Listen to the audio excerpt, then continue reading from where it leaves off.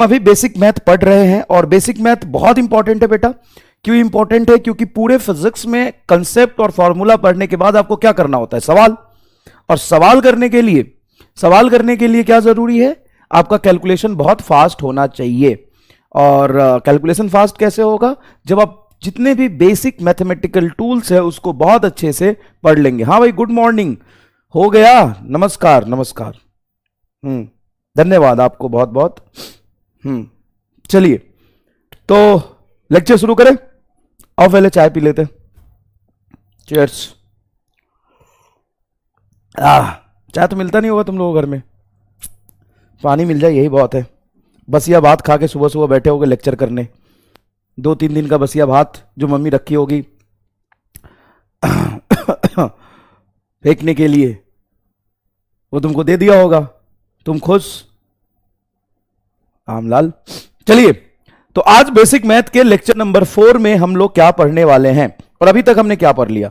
तो अभी तक हमने पढ़ लिया बेटा बेसिक कैलकुलेशन, लॉगरिथमिक और ट्रिग्नोमेट्री हम पढ़ रहे हैं। तो आज के हमारे लेक्चर में जो हमारा गोल है वह रिवीजन ऑफ लास्ट क्लास का पूरा रिवीजन एक बार आपको करा देंगे। थोड़ा धीरे धीरे कराएंगे, तबीयत भी थोड़ी आज ठीक नहीं है।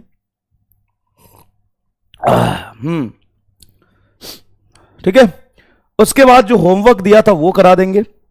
ट्रिगोनोमेट्री का सेकेंड पार्ट हम लोग पढ़ेंगे, मतलब ट्रिगोनोमेट्री कंटिन्यू करेंगे। उसके बाद जीपी सीरीज, समय बचा तो एपी सीरीज का कंसेप्ट आपको समझाएंगे। ठीक है, सबसे इंपॉर्टेंट बात यहां पे समझने की कोशिश करिएगा कि असाइनमेंट का सॉल्यूशन मैंने आपको दे दिया था, उसमें मैंने सिलेंडर का वॉल्यूम गलत लिख दिया था, वो देख लेना यार थोड़ा सा जल्दी जल्दी में। बहुत मोनोटोनस होता है ना, जब तुम सामने होते हो तो तुमको गाली वाली देते रहते हैं ना, तो फिर यार एक्यूरेसी बना रहता है। जब तुम सामने होते ही नहीं हो तो किसी को हम बुरा भला कह नहीं पाते हैं, तो फिर वो थोड़ा बहुत प्रिंटिंग मिस्टेक हो जाता है। देखो ये रेडियस आर है, ये हाइट एच है, तो इसका जो वॉल्यूम होगा वो होगा पाई आर स्क्वायर इंटू एच। क्या होगा?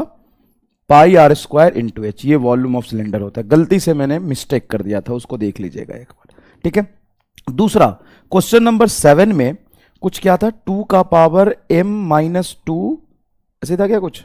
m प्लस 2 माइनस 2 का पावर m डिवाइडेड बाई 2 का पावर m। इसमें m की वैल्यू नहीं निकालना है, पूरे एक्सप्रेशन की वैल्यू निकालना था। किसकी वैल्यू निकालना है? पूरे एक्सप्रेशन की वैल्यू निकालना है। m तो कैंसिल आउट हो जा रहा है, m की वैल्यू नहीं निकालना है। ठीक है, ठीक है बेटा। चले शुरू करें। चलिए तो सबसे पहले हम लोग लास्ट क्लास का रिवीजन, रैपिड रिवीजन करते हैं, चीजें समझ लेते हैं लास्ट क्लास में क्या पढ़ी थी। क्योंकि कई बार क्या होता है कि पहली बार हम चीजें पढ़ते हैं तो उतनी ज्यादा डेप्थ में या जितना मास्टर कहना चाहता है उतना समझ नहीं आता। जब हम उसको दोबारा रिवाइज करते हैं तो चीजें फटाफट दिमाग में क्लियर हो जाती है। अब हमने ट्रिगोनोमेट्री में क्या पढ़ा था? मैंने आपको बताया था पूरे फिजिक्स में जब भी आप कैलकुलेशन करोगे तो एंगल 2 तरीके से दिखेगा। मैथमेटिकल फॉर्मूला में या तो सीधा एंगल थीटा लिखा होगा, या जो एंगल है वो साइन, कॉस, टैन, कॉट, सेक, कॉसेक के अंदर होगा। जब वो एंगल अकेला घूम रहा होता है तो हम उसको कह देते हैं अलजेब्रिक फंक्शन, जैसे एक्स टी थीटा। और जब वो साइन, कॉस, टैन के अंदर होता है तो उसको कहते हैं हम ट्रिग्नोमेट्रिक रेशियो। यहां पे सर्कुलर पाथ पे जब कोई ऑब्जेक्ट ऐसे ऐसे चल रहा हो, ठीक है, ये रेडियस है। अब सर्कुलर पाथ पे मान लो ऑब्जेक्ट यहां से यहां तक चला है तो इसको कहते हैं हम आर्क लेंथ। और ये आर्क लेंथ की जो वैल्यू होती है आर इंटू थीटा के बराबर रहता है। आर्क एक लेंथ है तो इसका यूनिट क्या होगा? मीटर, और रेडियस का यूनिट भी होगा मीटर। तो उस हिसाब से दोनों तरफ मीटर हो गया तो थीटा तो यूनिटलेस होना चाहिए, लेकिन थीटा का यूनिट होता है। तो इसीलिए हम कह सकते हैं कि कोई भी फिजिकल इक्वेशन, मतलब कोई भी फिजिक्स में जो इक्वेशन है वो डायमेंशनली करेक्ट होना चाहिए, यूनिट वाइज करेक्ट हो ये जरूरी नहीं है। दूसरी बात, थीटा एक अकेला ऐसा फिजिकल क्वांटिटी है, थीटा एक अकेला ऐसा फिजिकल क्वांटिटी है जिसके पास यूनिट है but does not have dimension, उसके पास डायमेंशन नहीं होता है, इसलिए इसको हम सप्लीमेंट्री कहते हैं। ऐसे किसी को कुछ भी नहीं कह देते। तुमको गधा क्यों कहते हैं? क्योंकि तुम्हारे पास बुद्धि नहीं है। तुमको गधा बेवकूफ क्यों कहते हैं? क्योंकि तुम्हारे पास बुद्धि नहीं है। उसी तरीके से यहां पर हम इसको सप्लीमेंट्री क्यों कहते हैं?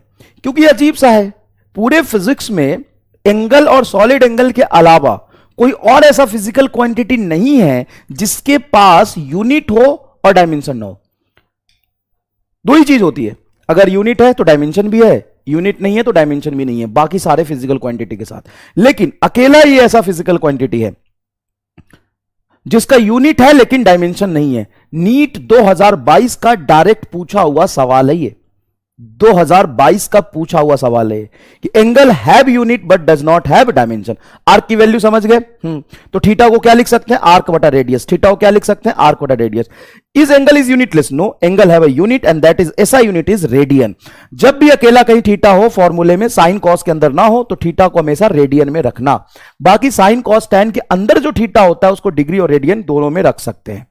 अब एंगल को हमने फील किया था, जैसे ये दो लाइन पैरेलल है तो इन दोनों के बीच में एंगल 0 बोलो या 360 बोलो एक ही बात है। 720 भी बोल सकते हैं कि हाँ, दो चक्कर के बाद 720 लाइन बनाएगा।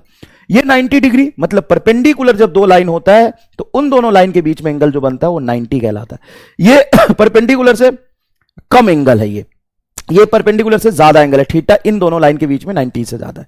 यहां पे जब दो एंटी पैरेलल लाइन होते हैं तो उसके बीच में एंगल क्या होता है? 180 डिग्री। एक आगे है और एक जस्ट पीछे है, तो इन दोनों लाइन के बीच में एंगल क्या हो जाएगा? 180 डिग्री और पाई रेडियन। थीटा का जो यूनिट होता है बेटा, ऐसा यूनिट वो होता है रेडियन। थीटा का ऐसा unit radian, CGS unit radian, APS unit radian, सब रेडियन। इसका माई बाप जीजा फूफा नाना पापा चाचा सब इसका रेडियन होता है, सब इसका रेडियन होता है। तो सर ये डिग्री क्या होता है? डिग्री प्रैक्टिकल यूनिट है, मिनट सेकेंड, ये कौन सा यूनिट है? Practical unit. डिग्री और रेडियन में रिलेशन होता है pi radian. Pi radian is equal to 180 degree. तो यहां से एक रेडियन की वैल्यू क्या हो जाएगी? एक रेडियन की वैल्यू होगी 180 डिग्री बटा पाई। दो रेडियन की वैल्यू 2 इंटू 180 डिग्री बटा पाई। 4 रेडियन 4 इंटू 180 डिग्री बटा पाई। बड़ा आसान है। एक डिग्री की वैल्यू क्या होगी? एक डिग्री की वैल्यू होगी यहां पे, एक डिग्री की वैल्यू होगी पाई रेडियन बटा 180, पाई रेडियन बटा 180। दूसरी बात, एक डिग्री और मिनट में रिलेशन होता है 60 मिनट। 1 डिग्री इज इक्वल टू क्या होता है? 60 मिनट। क्या याद है ये सारी चीजें? आर्क लेंथ आर थीटा लिखते हैं, इसमें थीटा को हमेशा रेडियन में रखेंगे। साइन और कॉस के अंदर अगर थीटा हो तो इसको डिग्री और रेडियन में किसी में रख सकते हो, वही बात यहां पे लिखी हुई है। अब एक सवाल दिया था, when object move 60 degree on the circular path, object move 60 degree on the circular path of radius 5 metre, then distance travel by the object is. Circular path के सरकमफ्रेंस पे ऑब्जेक्ट चल रहा है, 60 डिग्री से जब ये रोटेट किया तो कितना डिस्टेंस चलेगा? ये आर्क लेंथ ही तो डिस्टेंस हुआ, डिस्टेंस का मतलब होता है टोटल पाथ लेंथ, तो डिस्टेंस आर्क के बराबर होगा आर इंटू थीटा। अब थीटा 60 डिग्री है, आर 5 है, तो 5 इंटू 60 डिग्री लिखोगे तो गलत हो जाएगा, क्योंकि अकेला थीटा है तो इसको रेडियन में कन्वर्ट करके ही लिखना है। अब 60 डिग्री को रेडियन में कैसे कन्वर्ट करेंगे? तो 60 इंटू 1 डिग्री, और 1 डिग्री को हम लिख सकते हैं पाई रेडियन बटा 180 सॉरी, पाई रेडियन बटा 180। ये कट के नीचे आ जाएगा 3 pi radian by 3 is your correct answer. क्या यहां तक एकदम क्लियर है चीजें? कोई दिक्कत नहीं है। यह सवाल, when a clock shows 4 o'clock how much angle do its minute hand and hour hand make? भाई ये आवर हैंड है, 4 बज रहा है, पार्टी अभी बाकी है, ठीक है। तो यहां पे कितना एंगल बनाएगा? पूरे एक रोटेशन में जो एंगल होता है एक प्लेन में होता है 360 डिग्री, और उसको बराबर 12 हिस्से में बांटा है। कितने हिस्से में बांटा है? 12 हिस्से में। तो एक वाला एंगल कितना हो जाएगा? 30 डिग्री। तो ये 30 30 30 4 बार 30, तो 120 डिग्री। मान लो 8 बज रहा है, तो मिनट एंड आवर हैंड में क्या मतलब 5 बज रहा है, चलो तो मिनट एंड आवर हैंड में कितना एंगल बनेगा? 5 बज रहा है, चलो 5 बज के 20 मिनट हो रहा है, चल 5 hour 20 मिनट। अब minute and an hour and में एंगल बताओ, बताओ बताओ, मिनट एंड आवर एंड में एंगल बताओ। ये 12 बज रहे, 1 2 3 4 5 6 7 8 9 10 11 12, 5 बज के 20 मिनट। तो 5 बज रहा है तो 5 में आवर एंड यहां होगा, और 20 मिनट हो रहा है तो ये मिनट एंड यहां होगा। अब इन दोनों के बीच में एंगल बनेगा सिर्फ 30 डिग्री। हो गया भाई, यही तो सिखा रहा था तुम्हें, और क्या सिखा रहा था? 30 डिग्री।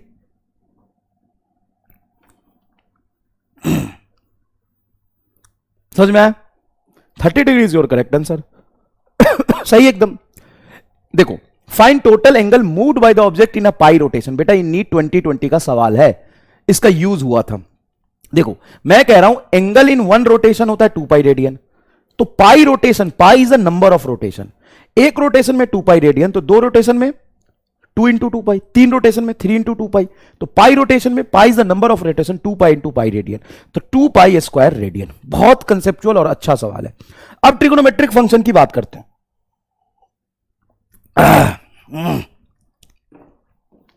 ट्रिगोनोमेट्रिक फंक्शन की बात करते हैं।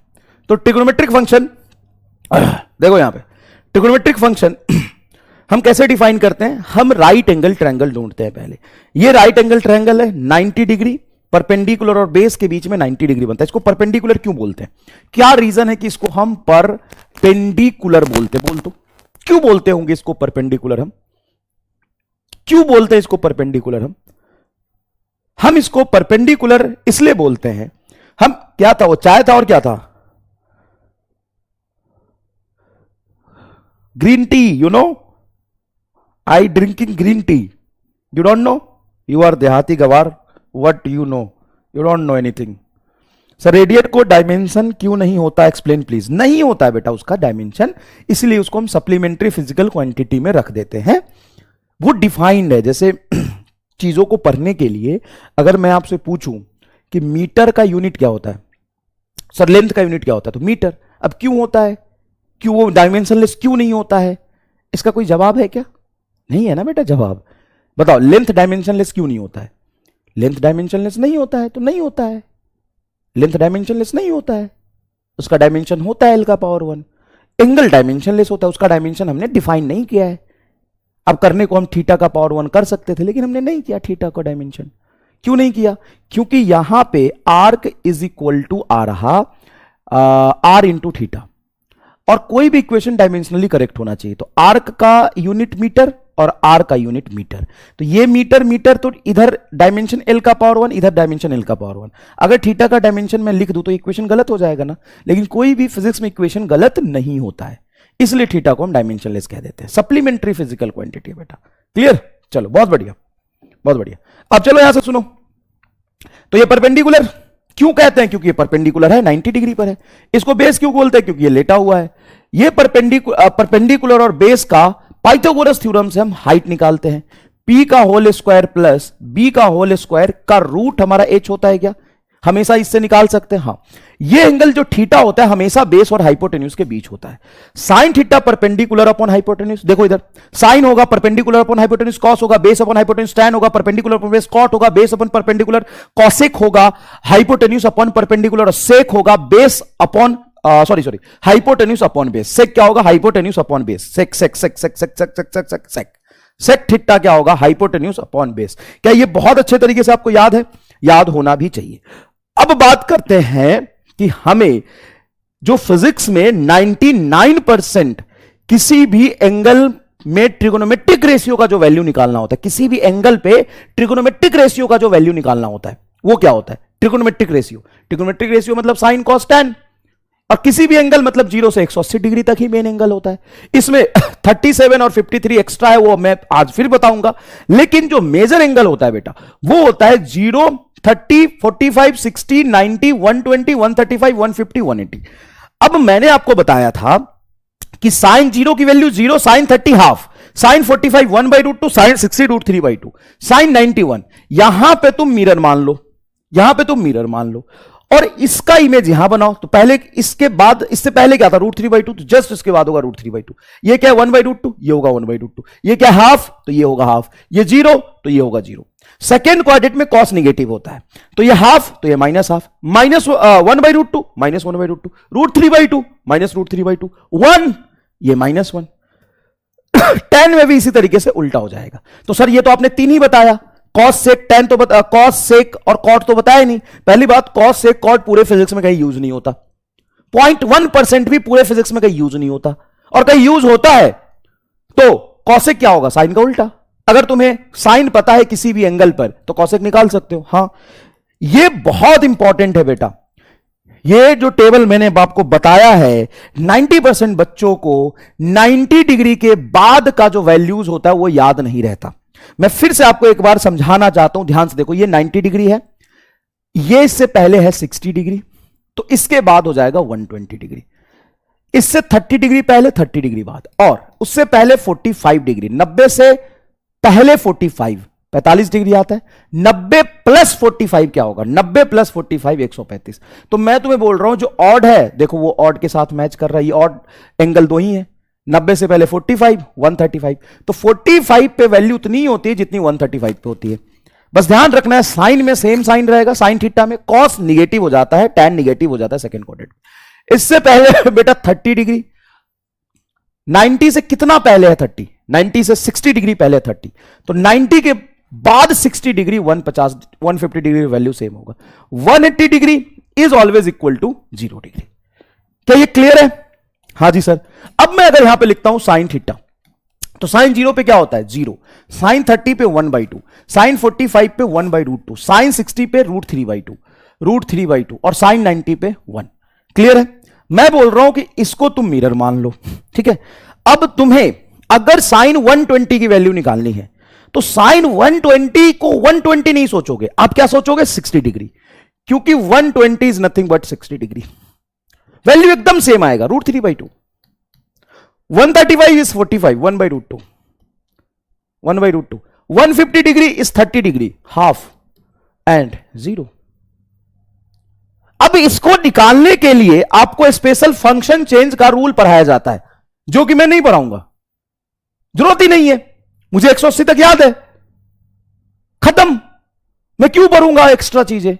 कॉस थीटा बोल, कॉस थीटा की वैल्यू बोलो, तो कॉस थीटा की वैल्यू 0 डिग्री पर 1, और यहां से उल्टा कॉपी होता है, ये √3/2, 1/√2, हाफ एंड 0, यही होता है क्या?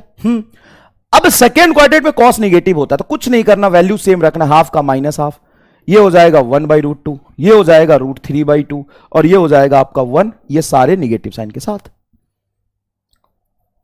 क्लियर है बेटा? अच्छे से समझ में आए ये चीज? क्लियर है ये? ओके, नेक्स्ट देखिए, अब हमें वैल्यू निकालना है cos 120 degree, sine 150 degree and tan 135 degree. इसमें सही आंसर कौन सा होगा ये आपको बताना है, फटाफट निकालिए। Cos 120, sine 150 degree and tan 135 degree. चलिए, साइन 330 कैसे निकालेंगे? अरे सब निकाल के दूंगा, देख तो सही अभी, बता 330 कैसे? अरे जितना पढ़ा दिया वो ठीक है ना, अब आगे पूरा पढ़ाने तो दे, कैसे कब बताऊंगा, कैसे के नाना अभी बताऊंगा, ये बता पहले। बहुत आसान है, 120 मतलब 60, 150 मतलब 30, 135 मतलब 45।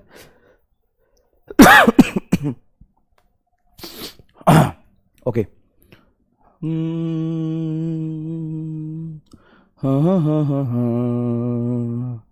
चलो स्टॉप पोल स्टॉप कर दे। अब सबसे पहली बात, ये गलत है और ये भी गलत है, ये दोनों में से हमें कोई एक आंसर बताना। साइन 150 हाफ होता है, third is your correct answer, third so result. देखते हैं कितने बच्चों ने सही जवाब दिया। कोई बात नहीं बेटा, कितना मिनट लिया मैंने? अरे यार 15-20 मिनट तो लिया मैंने, 15-20 मिनट में पूरा लास्ट लेक्चर का रिवाइज करा दिया ना ओवरऑल मोटा मोटी। 43% बच्चों ने सही जवाब दिया, 22% बच्चों ने गलत जवाब दिया है, 20% बच्चों ने गलत जवाब दिया, 13 मतलब 57% बच्चों ने गलत जवाब दिया है, सिर्फ 43% बच्चों ने सही जवाब दिया है। मेरे लिए ये 43 बहुत है बेटा बहुत है, बहुत ज्यादा है, क्योंकि इस पोल में भी कुछ ग्लिच होता है थोड़ा बहुत, है ना। मैं इसको 43 को 80 समझ सकता हूं। बाकी अब इसको सॉल्व कर रहे हो तो थोड़ा बहुत बुद्धि यहां पे लगाओ। क्या मैंने तुम्हें क्या बोला था कि सेकेंड क्वाड्रेंट का मतलब होता है 0 डिग्री 90 डिग्री के बाद जो क्वाड्रेंट आता है 180 तक, इसको कहते हैं सेकेंड क्वाड्रेंट, इसको कहते हैं फर्स्ट क्वाड्रेंट, इसको कहते हैं थर्ड क्वाड्रेंट, इसको कहते हैं फोर्थ। मैंने आपको बताया था कि बेटा 0 से 90 डिग्री तक तो सारा पॉजिटिव होता है, साइन कॉस टैन सारे एंगल पॉजिटिव है 0 से 90 तक, ये टेबल में भी तो यही कह रहा है, सारा तो पॉजिटिव होता है। लेकिन 90 से 180 तक कॉस और टैन निगेटिव होता है कौन निगेटिव होता है? Cos theta and tan theta कैसा होता है? निगेटिव। अब तुम्हें कॉस 120 की वैल्यू बतानी है, तो मैंने क्या बोला, कॉस 120 तो पक्का निगेटिव होगा, ये तो पॉजिटिव है तो ये गलत हो गया। और टैन 135 भी सेकेंड क्वाड्रेंट में पक्का निगेटिव होगा, ये पॉजिटिव है तो ये गलत हो गया। दो ऑप्शन तो मैंने देख के ऐसे ही गलत कर लिए। उसके बाद मैंने सोचा cos 120 डिग्री मतलब 60 डिग्री। बेटा अच्छे से सीख लो, बहुत काम आता है ये लॉज ऑफ मोशन में। cos 120 डिग्री मतलब cos 60, cos 60 की वैल्यू रूट हाफ, तो ये हो जाएगा माइनस हाफ, खत्म। cos 60 हाफ होता है बेटा, ये भी याद नहीं है, गजब कर रहे हो यार। Sine 150, sine 150 degree, second quadrant में साइन पॉजिटिव ही रहता है। 150 मतलब 30, हाँ 30, और साइन 30 की वैल्यू हाफ होती तो ये हाफ हो जाएगा। और tan 135 में मतलब 45 सोचूंगा इसके पर, tan 45 1 होता है, लेकिन सेकेंड क्वाड्रेंट में -1 होगा। माइनस हाफ, हाफ और -1, माइनस हाफ, हाफ और -1, third is your correct answer. बोलो क्या कर लोगे? कर लोगे? पोल में थोड़ा ग्लिच है, इसीलिए मैं मतलब मान सकता हूं कि 70-80% बच्चों ने सही सॉल्व किया। नेक्स्ट देखो बेटा, फाइंड एंगल एंड परपेंडिकुलर। यहां पर ये 5 है, क्या इसको मैं बेस बोल सकता हूं? हाँ, बेस और हाइपोटेन्यूज के बीच में एंगल होता है, और जो बड़ा होता है ऑब्वियस सी बात है वो हाइपोटेन्यूज होगा, हाइपोटेन्यूज तो सबसे बड़ा होता है। यस, इस परपेंडिकुलर की वैल्यू कितनी होगी और वो जो एंगल बन रहा है उसकी वैल्यू कितनी होगी, ये दो चीजें आपको बतानी है। फटाफट बताइए सर। आवर हैंड थोड़ा आगे नहीं होगा 5 से? अरे यार बात तो सही कह रहे हो, बात तो तुम सही कह रहे हो यार। सर 5:20 में होने के बाद हैंड फान से थोड़ा आगे होगा ना? हाँ, तो theta is greater than 30 degree बोल सकते हो, स्लाइटली ग्रेटर देन 30 डिग्री, सही बोल रहा हूं, करेक्ट। 180 के बाद ट्रिगोनोमेट्रिक फंक्शन की वैल्यू कैसे याद रखेंगे? बताऊंगा ना, 180 तक ही पढ़ा है ना अभी। प्राची जैन, ओ भाई क्या करते हो यार। अगर आप पॉपुलर डाउट मार्क कर रहे हो तो एक ही तरह के डाउट को मल्टीपल टाइम्स मार्क क्यों कर?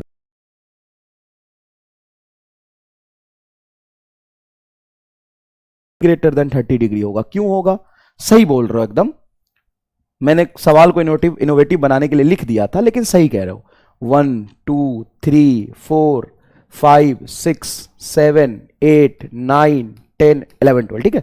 अब 5 बज रहा है, अब वो सी बात है कि ये थोड़ा सा आगे होगा और ये यहां होगा, तो ये जो एंगल एग्जैक्टली 5 पे तो नहीं होगा, और ये तो 4 पर एग्जैक्टली होगा, तो कह सकते हो theta is greater than 30 degree. My mistake, मैं ठीक कर देता हूं वहां जाके, मेरी गलती है भाई। एकदम सही कह रहे हो, कहां कह रहा है मैंने ये?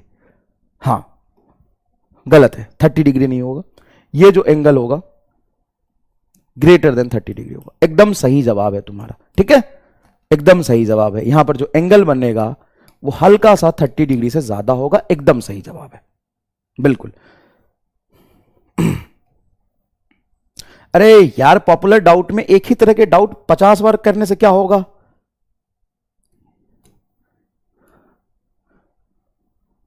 हाँ आगे होगा, बिल्कुल, बहुत बढ़िया बेटा, बहुत सुंदर जवाब, एकदम सही। चलिए आगे बढ़ते हैं, चलिए साहब आगे बढ़ते हैं। चलिए अब बताइए इसमें हमें क्या करना है? हमें इस परपेंडिकुलर की वैल्यू निकालनी है, हमें इस परपेंडिकुलर की वैल्यू निकालनी है।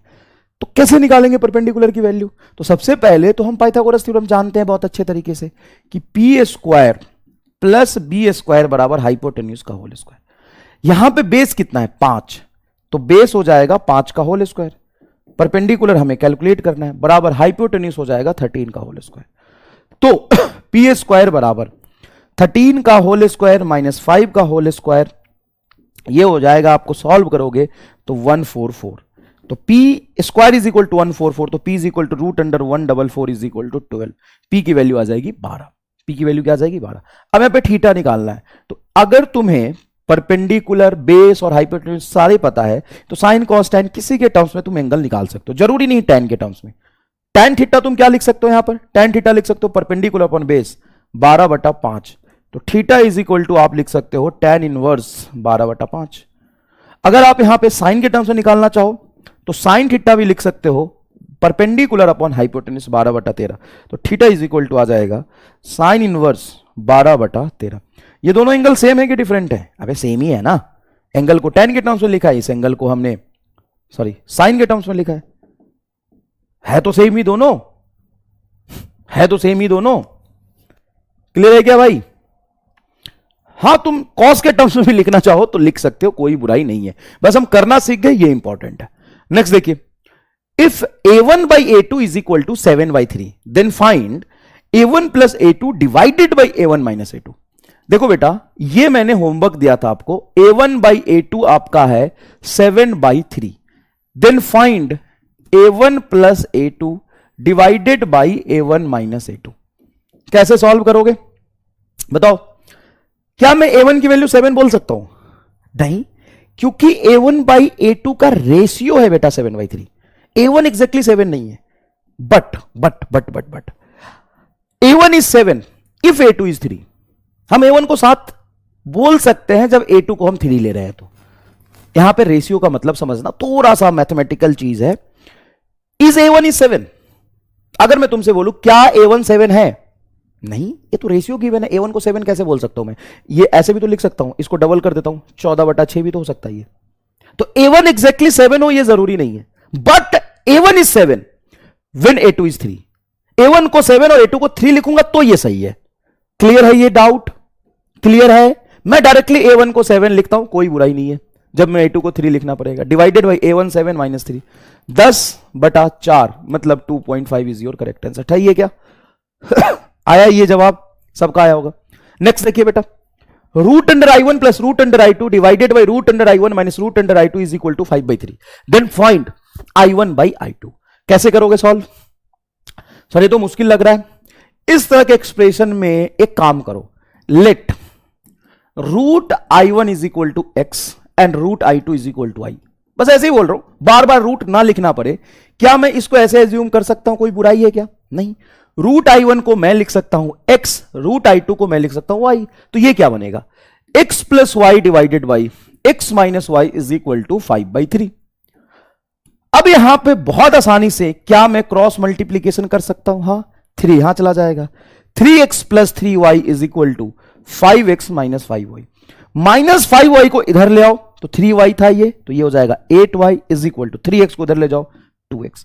तो x बाई वाई क्या आ जाएगा? x by y, x by Y is equal to आ जाएगा आपका, यहां से ध्यान से देखिए, x बाई वाई, y को नीचे ले जाएंगे तो ये हो जाएगा 8/2 मतलब 4/1. और x था कितना? Root i1.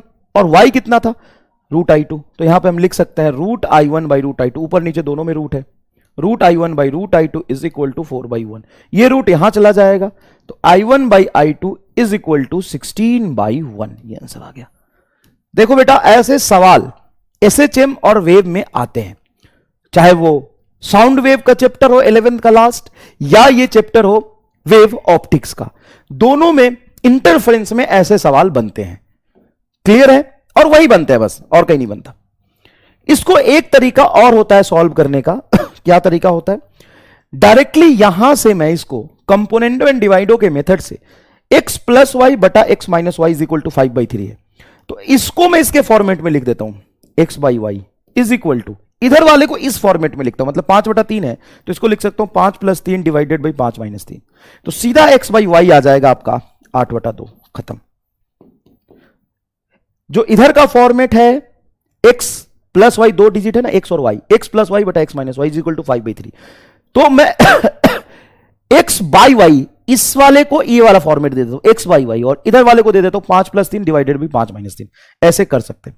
हालांकि कोई रॉकेट साइंस नहीं है, क्रॉस मल्टीप्लीकेशन करने के बाद भी ये आ रहा है, तो आप डायरेक्टली इससे भी सीख लेंगे तो कोई बुराई नहीं है, इसमें कोई तुम्हारा जीवन नहीं चला जाएगा. सिंपल क्रॉस मल्टीप्लीकेशन से भी आप कर सकते हैं. ठीक है? क्लियर है? क्लियर है? क्लियर है? समझ में आया बेटा?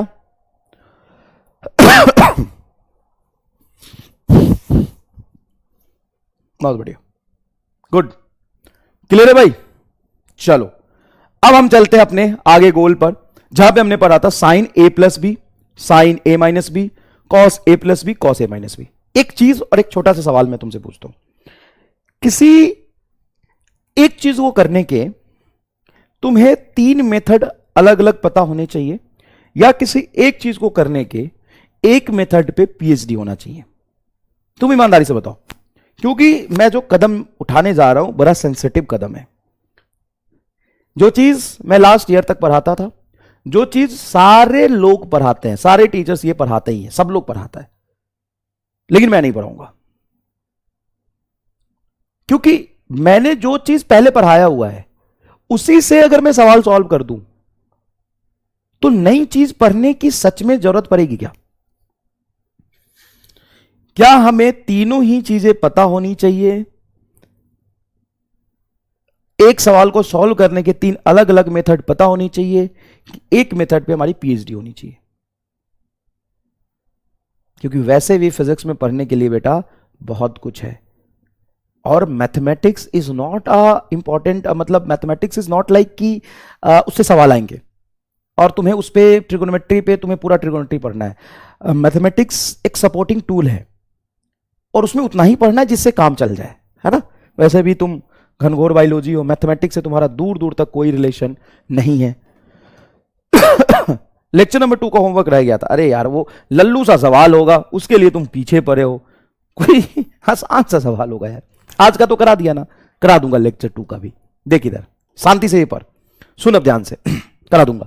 साइन ए प्लस बी को क्या लिख सकते हैं? साइन ए प्लस बी, इस पर पीएचडी तू कर ले, और देख आगे चमत्कार कैसे दिखाता हूं मैं तुम्हें। इस पर तू पीएचडी कर ले, ध्यान से देख। साइन ए प्लस बी क्या होता है? Sine A into cos B.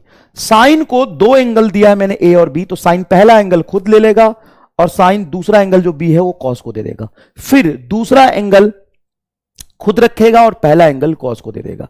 जैसे साइन ए प्लस बी, ध्यान से देख, इस पर तू पीएचडी कर ले, ये तुम्हें याद होना चाहिए। साइन ए प्लस बी को क्या लिख सकता है? साइन ए प्लस बी को लिख सकता है sine A into cos B, मतलब साइन ने पहला एंगल खुद रखा, दूसरा कॉस को दे दिया, फिर दूसरा खुद रखेगा sine B into cos A और पहला कॉस को दे देगा। क्या इस पर तुम्हारी पकड़ बन गई? हां, अगर a प्लस बी है तो यहां पे प्लस आएगा, ये माइनस है तो यहां पे माइनस आएगा, वही बताया है। कॉस की बात करोगे तो कॉस के पास जो 2 एंगल होता है, दोनों एंगल वो खुद ही रखता है पहले, ये बड़ा आसान है। अगर प्लस है तो यहां पे आएगा माइनस, अगर यहां पे माइनस है तो यहां पे आएगा प्लस, फिर दोनों एंगल साइन को दे देगा। tan a प्लस बी होता है tan a plus tan b बटा 1 minus tan a into tan b। बेटा ये इंपॉर्टेंट नहीं है, रीजन के साथ बताता हूं ये इंपॉर्टेंट क्यों नहीं है। सबसे ज्यादा ट्रिग्नोमेट्री कौन से चैप्टर में काम आता है बताओ? सबसे ज्यादा ट्रिग्नोमेट्री कौन से चैप्टर में काम आता है? सबसे ज्यादा ट्रिग्नोमेट्री काम आता है लॉज ऑफ मोशन में और मोशन इन अ प्लेन में। लॉज ऑफ मोशन में, मोशन इन अ प्लेन में सिर्फ एंगल याद होना चाहिए 180 तक, 100% काम हो जाएगा, ठीक है। उसके बाद काम आता है एसएचएम में, वेव में और एसी में। सबसे ज्यादा ट्रिगोनोमेट्री काम आता है एसएचएम में, वेव में, एसी में काम आता है बेटा। और एसएचएम, वेव और एसी में जो फंक्शन हम लिखते हैं वो सारे फंक्शन साइन और कॉस में होते हैं, टैन में हो ही नहीं सकते, क्योंकि टैन में हमारा कोई भी ऑसिलेटिंग फंक्शन का पोजीशन डिफाइन ही नहीं हो सकता, क्योंकि टैन जो है वो हार्मोनिक इक्वेशन रिप्रेजेंट नहीं करता है, मतलब सॉरी एसएचएम को रिप्रेजेंट नहीं कर सकता है। सोचो सोचो, तो वैसे ही टैन हमारे किसी काम का नहीं है। आगे चल के सबसे ज्यादा जो काम आता है वो साइन और कॉस आता है, तो ये दोनों बहुत अच्छे से हमें पता होना चाहिए। क्लियर है? अब इसमें हम सारी चीजें आपको कराएंगे। सबसे पहले हम जाते हैं सबसे पहले हम जाते हैं, ध्यान से देखिएगा, सबसे पहले हम जाते हैं कि साइन ए प्लस बी, यहां से इंपॉर्टेंट डिस्कशन आपका शुरू हो रहा है। आपको लग रहा हो मैं वही चीज बार बार लिख रहा हूं, लेकिन बहुत इंपॉर्टेंट है। साइन ए प्लस बी को हम क्या लिखते हैं? हम लिखते हैं sign A into cos B, पहला एंगल साइन रखेगा, दूसरा कॉस को देगा, plus cos A into sine B. Clear है क्या ये बात? ओके। अगर मैं यहां पे बोलता हूं कि ए बराबर बी बराबर थीटा, मतलब अगर दोनों एंगल इक्वल हो और वो थीटा के बराबर है, दोनों एंगल इक्वल है और वो थीटा के बराबर है, तो ये एक्सप्रेशन क्या हो जाएगा? ये एक्सप्रेशन हो जाएगा साइन ए को भी थीटा, बी को भी थीटा, तो 2 theta is equal to sine theta into cos theta plus sine theta into cos theta. ये होगा 2 sine theta into cos theta. ये वाला एक्सप्रेशन कितने लोगों को याद था? ये लास्ट लेक्चर में भी मैंने पढ़ाया था, ताकि आपका प्रैक्टिस 2 बार हो जाए, इसलिए मैं फिर पढ़ा रहा हूं। ये बहुत इंपॉर्टेंट है और ये आपके लिए रटा हुआ होना चाहिए, मार रट्टा ये। अब यहां से हाफ एंगल फॉर्मूला भी हम डिफाइन करते हैं। हाफ एंगल फॉर्मूला क्या? अगर मैं 2 थीटा को अल्फा एज्यूम कर लूं, if 2 theta is equal to alpha, तो यहां पर 2 थीटा को मैं अल्फा रखूंगा, तो ये डिफाइंड होगा साइन अल्फा बराबर 2 साइन, अब यहां पे तो 2 थीटा को अल्फा बोल दिया, यहां तो सिर्फ थीटा है, तो थीटा को क्या बोलेंगे alpha by 2, sine alpha by 2 into cos alpha by 2। इस फॉर्मूला को हम कहते हैं हाफ एंगल फॉर्मूला। इसको क्या कहते हैं बेटा हम? इसको हम कहते हैं half angle formula, half angle formula. हम इसमें यह भी बोल सकते थे साइन थीटा बराबर 2 sine theta by 2 into cos theta by 2। इसको ऐसे भी तो बोल सकता हूं, जहां पे एंगल वहां पे दोनों तरफ 2 से डिवाइड करते, तो ये क्या बनता, साइन थीटा बराबर 2 sine theta by 2 into cos theta by 2। तो ये बहुत इंपॉर्टेंट है, ये आपको याद रहना चाहिए। क्या यहां से मैंने आपको डायरेक्ट बताया कि ड्राइव करके बताया? पहले तो ये बताओ, मैंने ये रिलेशन दोनों डायरेक्ट लिखे हैं कि डिराइव करके निकाला है? बताओ भाई, मैंने ये डायरेक्ट लिखा है कि ड्राइव करके बताया? बता, पूरा ड्राइव करके बताया है? अब रुक जा,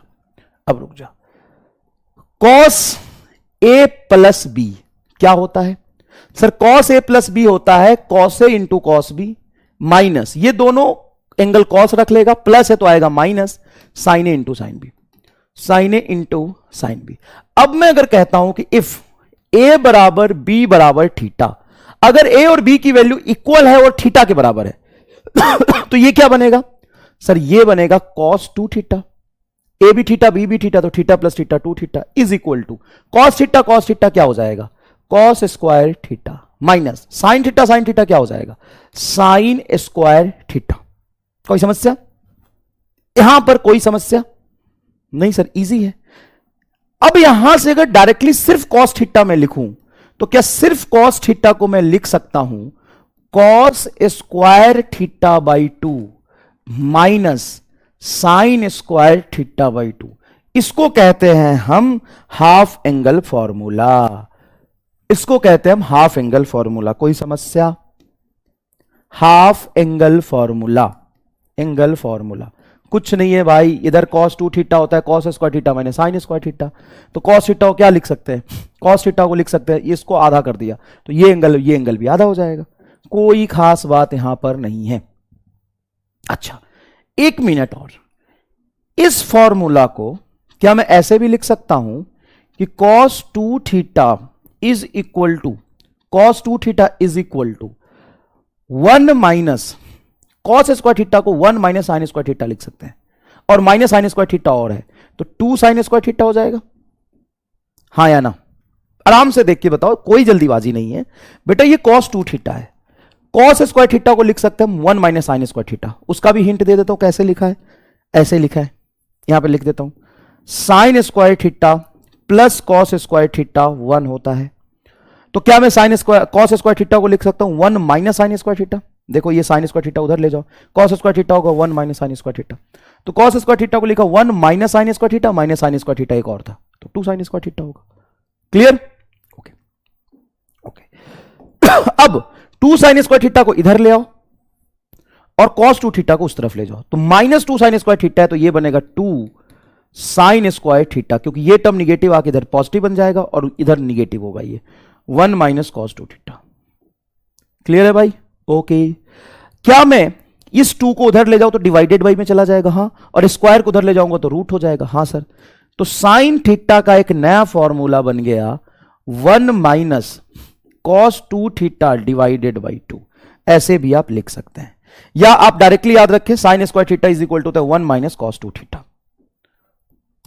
2 साइन स्क्वायर थीटा होता है 1 माइनस कॉस 2 थीटा। सिमिलरली का मतलब क्या होता है? सिमिलरली का समझते हो मतलब? हिंदी मतलब समझते हो? सिमिलरली क्या मैं इसी रिलेशन में साइन स्क्वायर थीटा को 1 माइनस कॉस स्क्वायर थीटा लिख सकता हूं? इस साइन स्क्वायर थीटा को 1 माइनस कॉस स्क्वायर थीटा लिख सकता हूं? हाँ। 1 माइनस कॉस स्क्वायर थीटा, तो minus cos square theta minus ये प्लस कॉस स्क्वायर थीटा हो जाएगा और माइनस 1 रहेगा, तो ये टर्म आएगा आपका cos 2 theta is equal to 2 cos square theta minus 1। 2 cos square theta minus 1। यहां से 2 कॉस स्क्वायर थीटा रहने तो माइनस 1 को उधर ले जाओ, तो 2 cos square theta is equal to cos 2 theta plus 1 आएगा। क्या माइनस 1 उधर जाएगा तो प्लस 1 हो जाएगा? हाँ। तो इसको लिख सकते हैं 1 प्लस कॉस 2 थीटा। क्या मुझे ये याद रहना चाहिए? नहीं, हमें ये याद रहे जरूरी नहीं है। हमें कहां तक याद रहना चाहिए, याद रखना चाहिए, वो सुन लो अच्छे से। हमें ये याद रहना चाहिए, तुम्हें याद होगा। हमें ये याद रहना चाहिए, तुम्हें याद होगा। बाकी ये तो कन्वर्ट कर लोगे जरूरत पड़ेगा तो। बाकी क्या करोगे बेटा? कन्वर्ट कर लोगे जरूरत पड़ेगा तो। इस कन्वर्जन में तुम्हें दिक्कत है तो मैं ये स्टेप वाइज कर देता हूं। इसी फॉर्मूले से मैंने निकाला है। क्या किया है? cos 2 थीटा लिखा is equal to cos square theta को मैं लिख सकता हूं 1 माइनस साइन स्क्वायर थीटा। नहीं, cos स्क्वायर थीटा को cos स्क्वायर थीटा ही रहने दिया, माइनस साइन स्क्वायर थीटा को लिख सकता हूं 1 माइनस cos स्क्वायर थीटा। सही है भाई। अब जब माइनस अंदर जाएगा तो ये क्या बनेगा?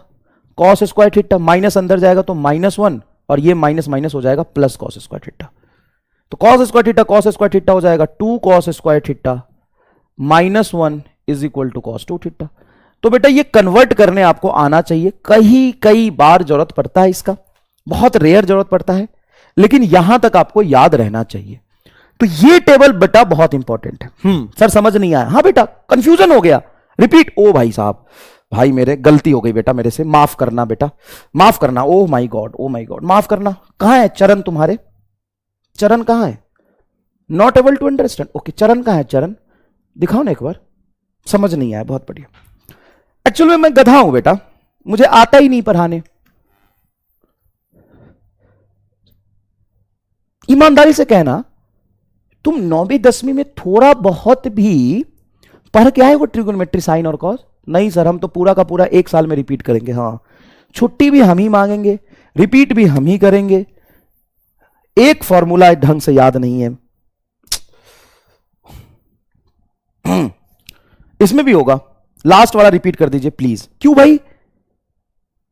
क्यों नसुद्दीन आलम, क्यों करूं रिपीट? जरा बताना। क्या तुम खुद से अपना कलम नहीं चला सकते? गजब हो यार, गजब हो। मतलब तुम्हारे जितना बेवकूफ घनघोर बायोलॉजी कहीं नहीं देखा। खुद कलम नहीं चला सकते हो। मान लो कि तुम्हें 8 लाइन में से 6 लाइन समझ आ गया, तो बाकी के 2 लाइन खुद भी कलम चलाओगे तो समझ आ जाएगा।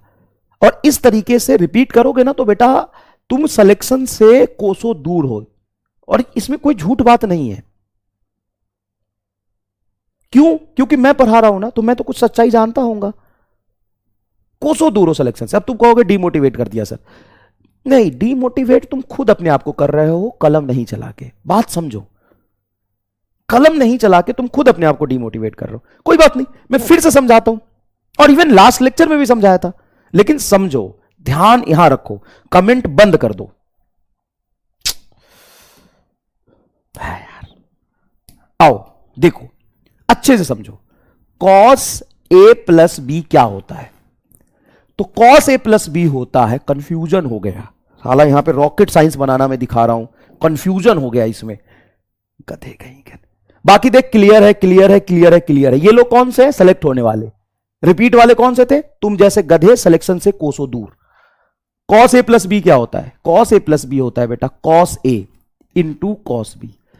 दोनों एंगल cos रख लेगा, माइनस दोनों एंगल साइन को दे देगा, साइन इंटू साइन बी। यही तो हमने पढ़ा है, याद रखो। cos a प्लस बी में cos अगर है तो दोनों एंगल पहले खुद रखेगा, cos a into cos b।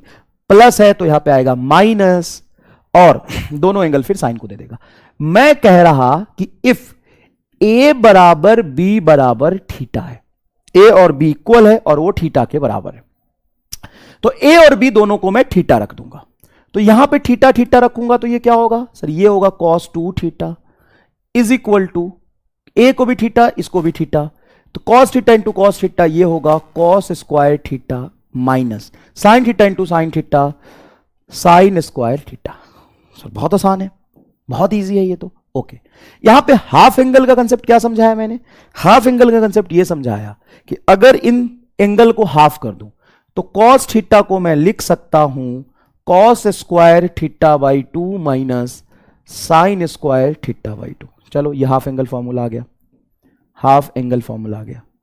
अब मैंने आपको क्या बोला कि इस टर्म को मैंने एक बार और उठाया और इसको मैंने लिखा cos 2 थीटा को as it is cos 2 theta is equal to cos square theta मैंने रहने दिया और साइन स्क्वायर थीटा को मैंने लिखा 1 माइनस cos स्क्वायर थीटा। क्या मैं लिख सकता हूं?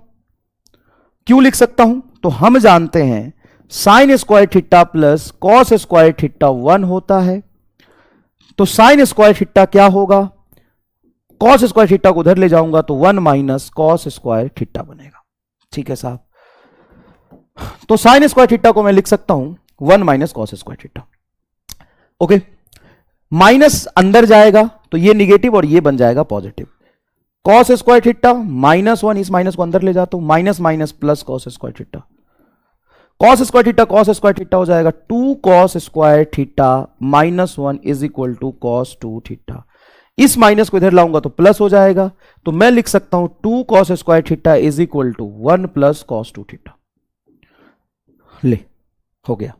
सिमिलरली जब मैं यहां पर साइन को ना चेंज करूं, कॉस को चेंज करूं, तो यही रिलेशन आपको दिखेगा 2 sine square theta is equal to 1 minus cos 2 theta. अब ये तुम्हें याद नहीं रखना बेटा, मैं नहीं कह रहा तुम्हें ये याद रखना है। तुम्हें क्या याद रखना है? ये वाला जो कि तुम्हें याद होगा। तुम्हें ये क्या याद रखना है? ये वाला। क्यों याद रखना है? बड़ा आसान है, cos 2 थीटा होता है cos स्क्वायर थीटा मैंने sine square theta, cos 2 theta होता है cos स्क्वायर थीटा मैंने साइन थीटा, cos 2 थीटा होता है cos स्क्वायर थीटा मैंने sine square theta, cos 2 theta होता है cos स्क्वायर थीटा मैंने साइन स्क्वायर। ये याद रखना है। अगर ये याद रखना है तो ये ड्राइव हो जाएगा। हाँ, इजी है, आराम से ड्राइव हो जाएगा। क्लियर है भाई? अब तुम्हें अपने आप में शर्म आ रहा है कि नहीं? बताओ भाई, तुम्हें अपने आप में शर्म आ रहा है कि नहीं? कोई रॉकेट साइंस ऐसी चीज तो मैंने नहीं पढ़ाई यहां पर। अब आते हैं, तुम्हें वैल्यू निकालना है जैसे साइन 75। अब साइन 75 की वैल्यू कैसे निकलेगी? साइन 75 को लिख सकते हैं 40 प्लस 30, 40 प्लस 30। अब क्योंकि 40 प्लस 30 75 होता है। अब ये कैसे लिखोगे?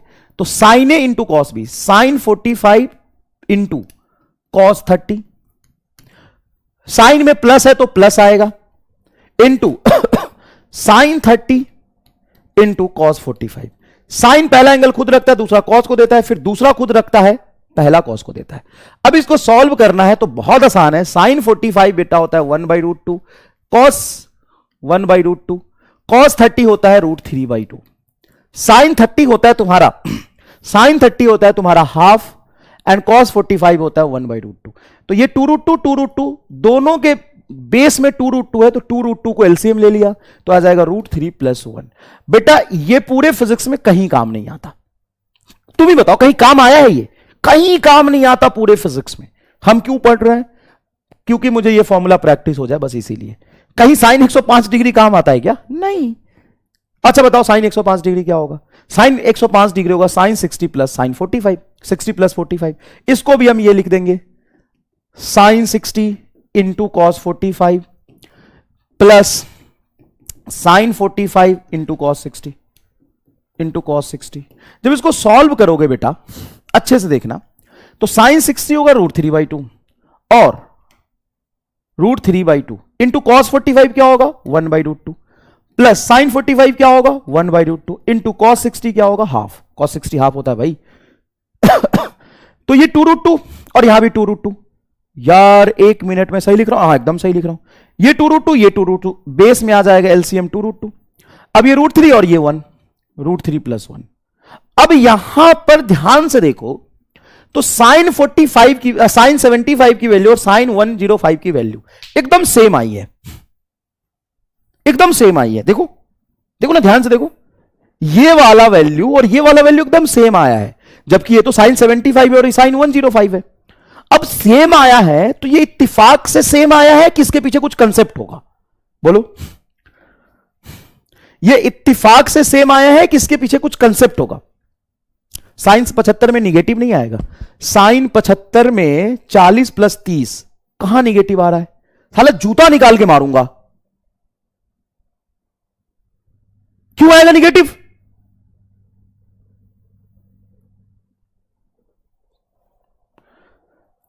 साइन 105 को 90 + 15 में भी तो कर सकते हैं। हां, कब्बू खब्बू है तू, गधा है, नालायक है, बेवकूफ है।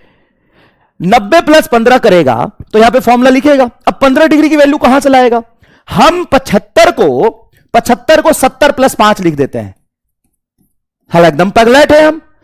75 को 70 + 5 लिख के क्या फायदा होगा? उससे अच्छा तो 75 है। 70 + 5 लिख के क्या उखाड़ लोगे बताओ जरा? 70 प्लस 5 लिखोगे तो क्या 5 डिग्री की वैल्यू आता है तुम्हें? नहीं। हम यहां पे 75 को 45 प्लस 30 क्यों लिख रहे हैं? क्योंकि ये दोनों वैल्यू पर साइन और कॉस हमें पता होता है दोनों एंगल पर। हम 60 45 क्यों लिख रहे हैं? तू साइन 105 को ये लिख ले, साइन 104 प्लस 1 कर ले। यहां पे हमारा अल्टीमेट गोल इस एंगल को दो पार्ट में बाइफरकेट करना है कि मेरा अल्टीमेट गोल 105 डिग्री को दो ऐसे एंगल में बांटना है जिसका हमें साइन और कॉस पे वैल्यू पता हो। कितना मूर्ख है भाई। टीटा कर सकते हैं, हाँ टीटा कर सकते हैं, टीटा कर लेना, तू टीटा कर लेना, टीटा। अब सुन, यहां पे दोनों की वैल्यू सेम आना एक इत्तिफाक नहीं है, इसके पीछे कंसेप्ट है।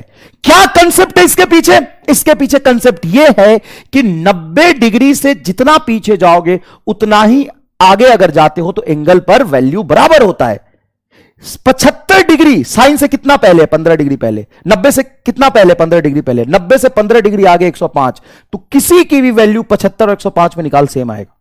क्या मैं यहां पर cos 75 डिग्री की वैल्यू निकालूं, क्या वो cos 105 की वैल्यू बराबर आएगा? बेटा नहीं, क्योंकि cos सेकेंड क्वाड्रेंट में निगेटिव होता है लेकिन वैल्यू इक्वल होगा। अगर ये x आता है तो ये -x आएगा। 200% निकाल के देख ले, निकाल के देख ले। अगर ये x आता है, जो भी वैल्यू निकालोगे, अगर वो x आता है तो ये -x आए, क्योंकि सेकेंड क्वाड्रेंट में cos नेगेटिव होता है। इस बात से क्या पता चला? इस बात से तो ये पता चला कि सर मिरर कंसेप्ट सच में सही है। तो मैं तुम्हें मजाक कर रहा था क्या? अभी तक मैं मजाक कर रहा था क्या? सच में सही है। cos 120 की वैल्यू निकालनी है तो cos 120 की वैल्यू कैसे निकालोगे? cos 60, 120 मतलब 60, 90 से 30 पीछे, 90 से 30 आगे, और cos 60 होता है 1/2। लेकिन ये सेकेंड क्वाड्रेंट में इसलिए -½ होगा। बोलो मजा आया कि नहीं आया? बोलो मजा आया कि नहीं आया? देखो यहां पे बेटा अच्छे समझना।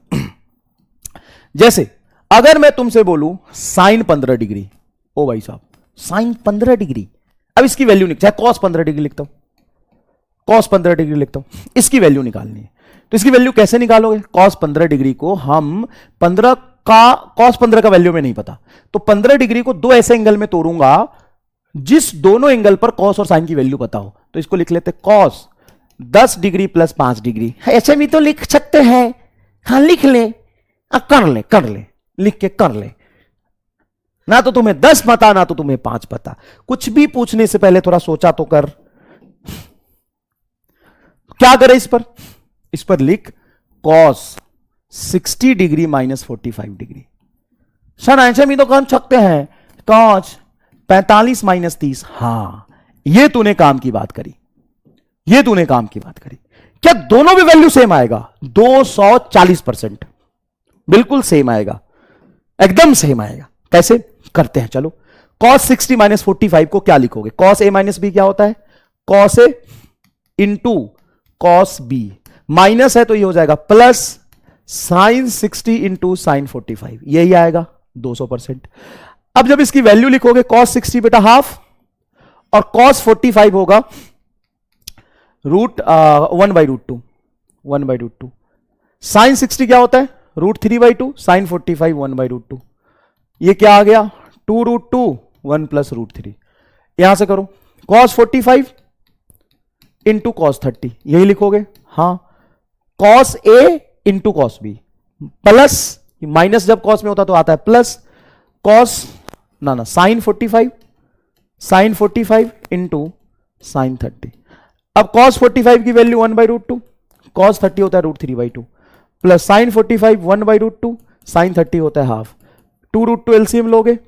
हाँ जी सर, यहां पे 2√2, यहां पे 2√2, √3 + 1 आंसर। अब बोल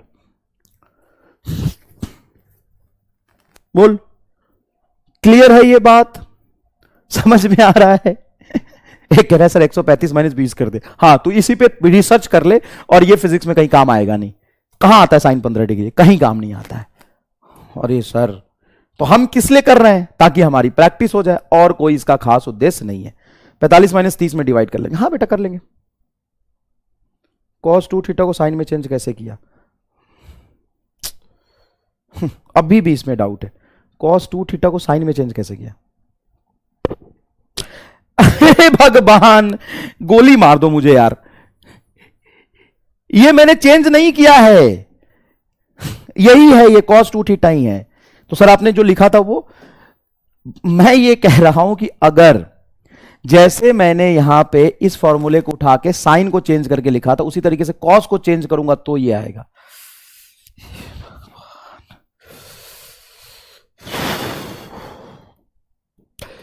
कंट्रोल उदय, कंट्रोल।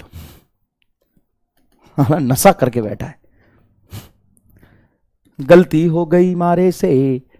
क्लियर है भाई, यहां तक समझ में आ रहा है? ओके, वैल्यूज निकाल लेंगे। अब आते हैं आगे। ये एक सवाल है और बहुत अच्छा सवाल है। Root under 1 minus sine theta की वैल्यू क्या होगी? नॉट फॉर ऑल, मतलब ये तुम खुद कर लो, जरूरी नहीं है। नॉट फॉर ऑल, इसमें अच्छा मैथमेटिक्स यूज होगा। कैसे देखो, तो root under 1 minus sine theta लिखा है। अब इसकी वैल्यू इसके टर्म्स में हमें कन्वर्ट करनी है। तो यहां पर ध्यान से देखो, क्या मैं 1 को लिख सकता हूं sign square theta by 2 plus cos square theta by 2? क्या सही है ये?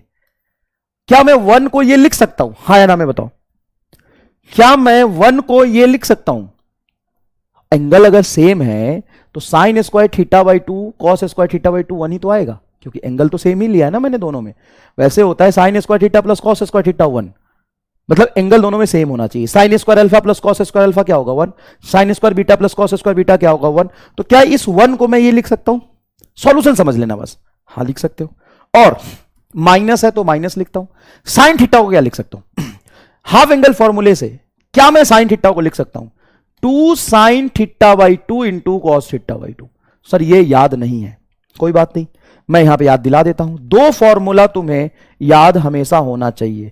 साइन 2 थीटा होता है 2 sine theta into cos theta, 2 sine theta into cos theta, ये साइन 2 थीटा का फॉर्मूला है।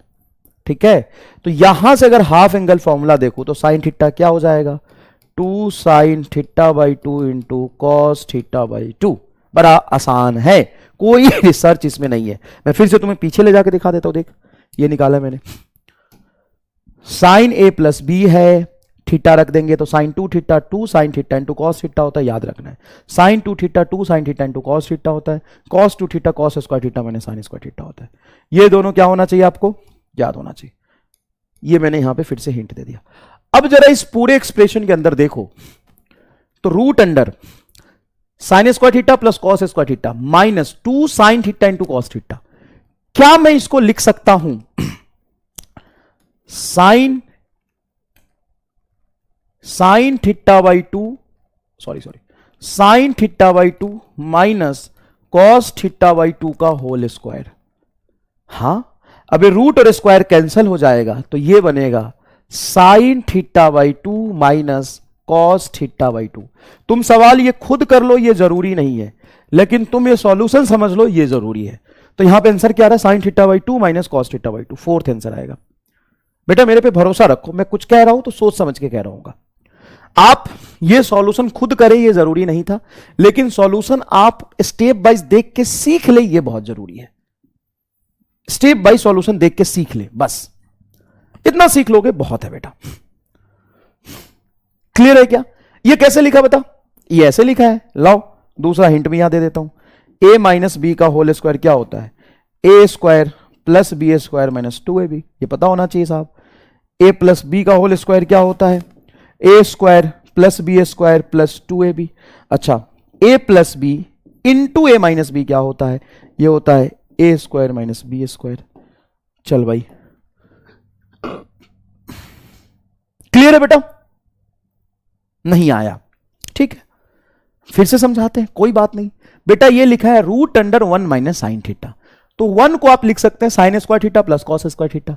तो देखो sine square theta plus cos theta by 2, अरे तो सेम ही एंगल रखा ना, कोई दिक्कत नहीं। Sign square theta by 2 cos square theta by 2, और साइन थीटा होता है बेटा 2 sine theta by 2 into cos theta by 2, half angle formula. अब ये क्या है? अगर साइन थीटा बाई 2 को ए मान लो, कॉस थीटा बाई 2 को बी मान लो, तो A square plus B square minus 2a into B. तो आप लिख सकते हो sine theta by 2 minus cos theta by 2 का होल स्क्वायर, और ये रूट से स्क्वायर कैंसिल हो जाएगा, ये आंसर आ जाएगा। क्लियर बेटा? अच्छा ये बताओ, अगर 1 प्लस कॉस थीटा हो तो ये निकाल सकते हो, 1 प्लस कॉस थीटा। सेम उसी पैटर्न में निकालो, सेम उसी पैटर्न में निकालो। ये 1 है तो 1 को क्या लिख सकते हैं हम? Sign square theta by 2 plus cos square theta by 2 plus cos sorry sine theta. ये इस साइन थीटा को क्या लिख सकता हूं मैं, 2 sine theta by 2 into cos theta by 2। अब देखो ध्यान से, ये क्या है, साइन थीटा बाई 2 का स्क्वायर कॉस थीटा बाई 2 का square, 2 sine theta into cos theta, तो ये हो जाएगा root under sine theta by 2 plus cos theta by 2 का होल स्क्वायर। रूट से स्क्वायर कैंसिल होगा, ये आ जाएगा sine theta by 2 plus cos theta by 2। Sir इससे आप क्या सिखाना चाहते हो? बेटा मैं बस यही सिखाना चाहता हूं कि हाफ एंगल फॉर्मूला आप ये यूज कर सकते हो बस। क्लियर है? ओके, ये देखो root under 1 plus cos theta किसके बराबर होगा? 4 ऑप्शन दिए हुए हैं इसको सॉल्व करके देखो एक बार। 1 plus cos theta, root under 1 plus cos theta किसके बराबर होगा? तो जरा देखना ध्यान से, हम ये जानते हैं cos square theta sorry cos 2 theta, cos square theta minus sine square theta होता है, हां या ना? क्या ये बात तुम्हें अच्छे से याद है? ये बात तुम्हें अच्छे से याद है? सर एक को साइन थीटा बाई 2 और कॉस थीटा बाई 2 क्यों? बेटा यही तो बताया है कि तुम्हें मैंने सॉल्व किया है, ठीक है? अब ये सॉल्व करने के लिए इसको लिखना जरूरी था। इसमें हाफ एंगल फॉर्म देखो, नहीं देखो, सुनो, मैंने तुम्हें ये तो नहीं बोला है कि तुम खुद ही सॉल्व करो, मैंने बोला कि ये मैंने किया है, स्टेप सीख लो बस, यही जरूरी है। इसमें पीएचडी नहीं करना बेटा, हाथ जोड़ के बोल रहा हूं, बात मानो। इसको मैंने ये लिखा, क्या वो सही है? ये फील आ गया? बहुत है बेटा, सच में बहुत है, सच में बहुत है। आगे रिसर्च नहीं करना आपको, ठीक है? बस क्यों लिखा भाई? लिख सकते हैं कि नहीं लिख सकते हैं? Sine square theta plus cos square theta 1 होता है कि नहीं होता है? Sine square alpha plus cos square alpha को 1 लिख सकते हैं कि नहीं लिख सकते? हां सर ये लिख सकते, बस लिख सकते इसलिए मैंने लिखा। क्लियर है बात? भरोसा करो यार, थोड़ा भरोसा करो जरूरी है भरोसा। चलो ये देखो, कॉस 2 थीटा ये होता है, तो क्या पे हाफ एंगल फॉर्मूला लिखूं? तो कॉस 2 थीटा को अगर थीटा लिखूंगा तो ये हो जाएगा cos square theta by 2 minus sine square theta by 2। हां सर सही है। अब यहां पर कॉस थीटा तो कॉस थीटा है, कॉस स्क्वायर थीटा को एज इट इज रहने देता हूं, theta by 2 minus sine square theta by 2 को लिख सकता हूं मैं 1 minus cos square theta by 2। ये कैसे लिखा है भाई? ये होता है साइन स्क्वायर थीटा। अब यहां पर cos square theta by 2 minus अंदर जाएगा तो ये निगेटिव और ये माइनस पॉजिटिव हो जाएगा। 2 cos square theta by 2 minus 1 is cos theta. -1 को इधर ले जाओ तो 1 plus cos theta is equal to 2 cos square theta by 2 होता है। ले भाई 1 प्लस कॉस थीटा ये है, और ये root under 1 plus cos theta. Root under 1 plus cos theta को मैं क्या लिख सकता हूं सर? 1 प्लस कॉस थीटा ये है 2 कॉस स्क्वायर थीटा बाई 2। अब देखो ये कॉस स्क्वायर थीटा बाई 2 है, तो रूट से बाहर जाएगा तो सिंपल कॉस थीटा बाई 2 बचेगा। अरे भाई कॉस स्क्वायर थीटा बाई 2 है, स्क्वायर रूट से बाहर जाता तो सिंपल बचता है, और ये रूट 2 एज इट इज रहेगा। तो root 2 cos theta by 2, root 2 cos theta by 2, second is your correct answer. यहां पे बेटा ये जो मैंने काम किया है कि इसको मैंने पहले हाफ एंगल में कन्वर्ट किया, क्या ये बात आपको समझ आया? उसके बाद साइन स्क्वायर थीटा को आप लिख सकते हैं 1 minus cos square theta by 2, sine square theta by 2 minus minus रहेगा, साइन स्क्वायर थीटा बाई 2 को 1 minus cos square theta by 2 लिख सकते हैं। बस ये सिंप्लीफिकेशन किया है, ये आपको समझ आना चाहिए। नेक्स्ट एक चीज यहां पे ध्यान से समझिएगा, किसी भी चीज को आप मेजर करते हैं, मुझे बताओ इसको पॉजिटिव एक्स एक्सिस कहते हो, इसको निगेटिव एक्स एक्सिस क्यों कहते हो? ये मुझे बताओ। आगे को पॉजिटिव एक्स एक्सिस, पीछे को निगेटिव एक्स एक्सिस क्यों कहते हैं? इसको क्यों कहते हैं? मैं बस एक सवाल पूछना चाह रहा हूं आपसे कि आगे की डायरेक्शन को हम पॉजिटिव एक्स एक्सिस कहते हैं, सही बात है, पीछे की डायरेक्शन को निगेटिव एक्स एक्सिस क्यों कहते हैं? पीछे की डायरेक्शन को निगेटिव एक्स एक्सिस क्यों कहते हैं? बताओ, पीछे की डायरेक्शन को निगेटिव एक्स एक्सिस क्यों कहते हैं?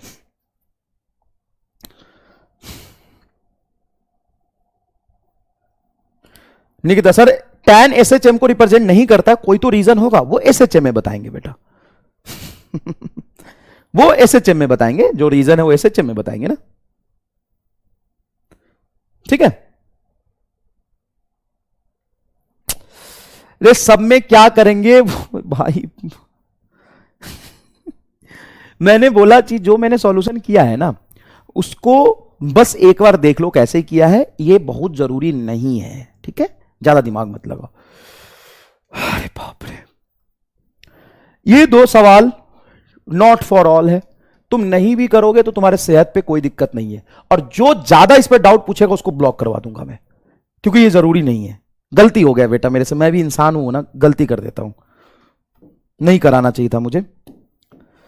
मैं बोल रहा हूं 1000 बार कि बेटा जो सॉल्यूशन किया उसको देख लो बस, तो नहीं उसके अंदर तो हमको पीएचडी करना है, साला दिमाग है नहीं।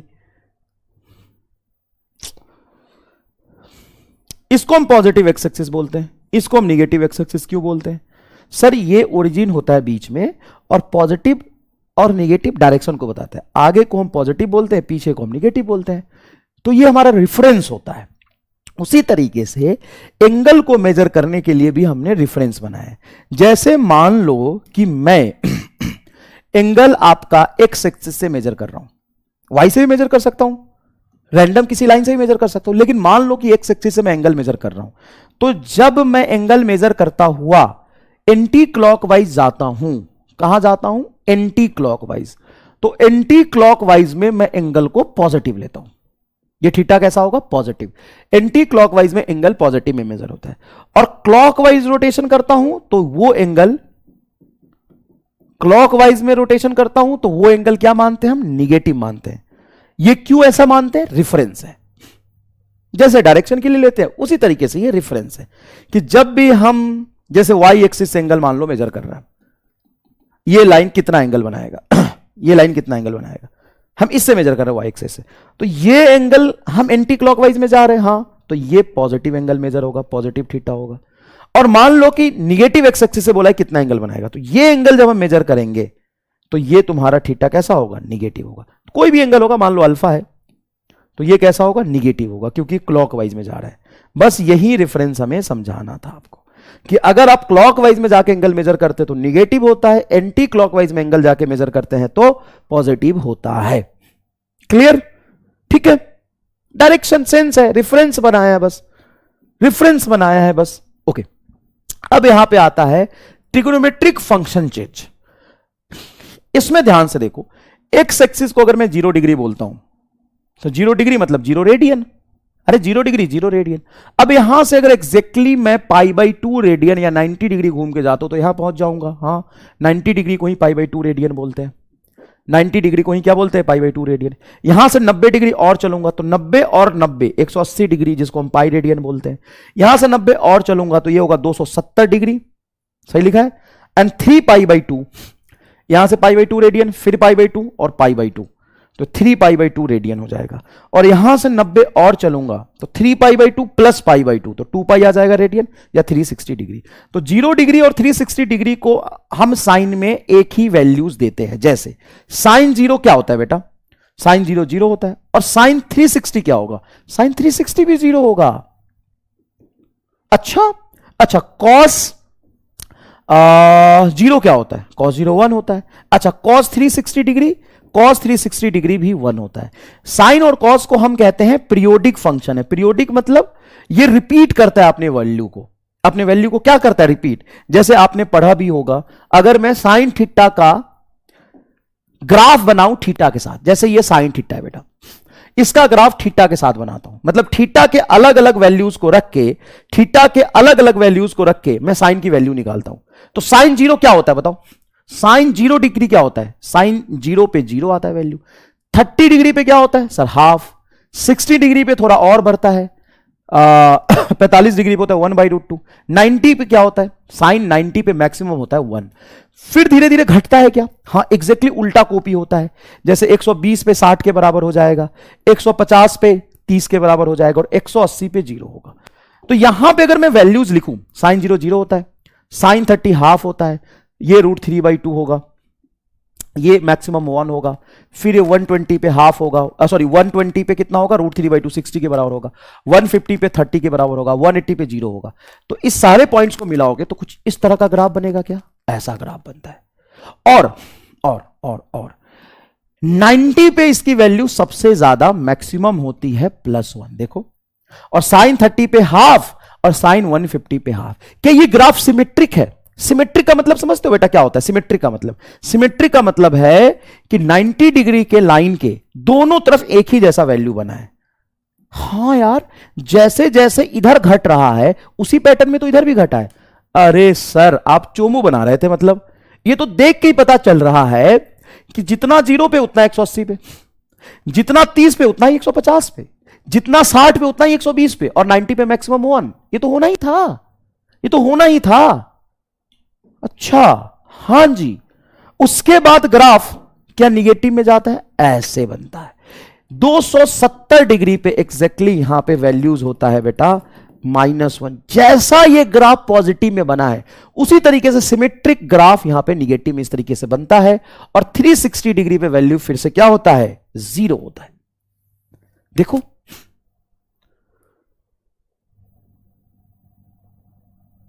ये ग्राफ है सिंपल सा। तो सर इससे तो बड़ा आसान हो गया कि 30 डिग्री पे वैल्यू होता है +1/2, और एग्जैक्टली तुम देखोगे तो यहां पर ग्राफ थोड़ा यहां पे एसिमेट्रिक बन गया है। यहां पर 150 डिग्री पे ये हाफ आएगा, मतलब हाथ से बना है ना, इसलिए थोड़ा सा टेढ़ा बन गया। वैसे यहां से गुजरना चाहिए हाफ को, ऐसे बनना चाहिए। 120 पे √3/2, 60 पे भी √3/2। देखो 120 पे √3/2, 60 पे भी √3/2। देखो एकदम सेम वैल्यू आया है, एकदम सेम वैल्यू है। और यही तो टेबल के फॉर्म में मैंने बताया। तो ये कोई नया चीज था कि जो मैं आपको टेबल में समझा रहा था वही चीज है ये है? जो मैं टेबल में पहले आपको समझा रहा था वही चीज तो बना है यहां पर।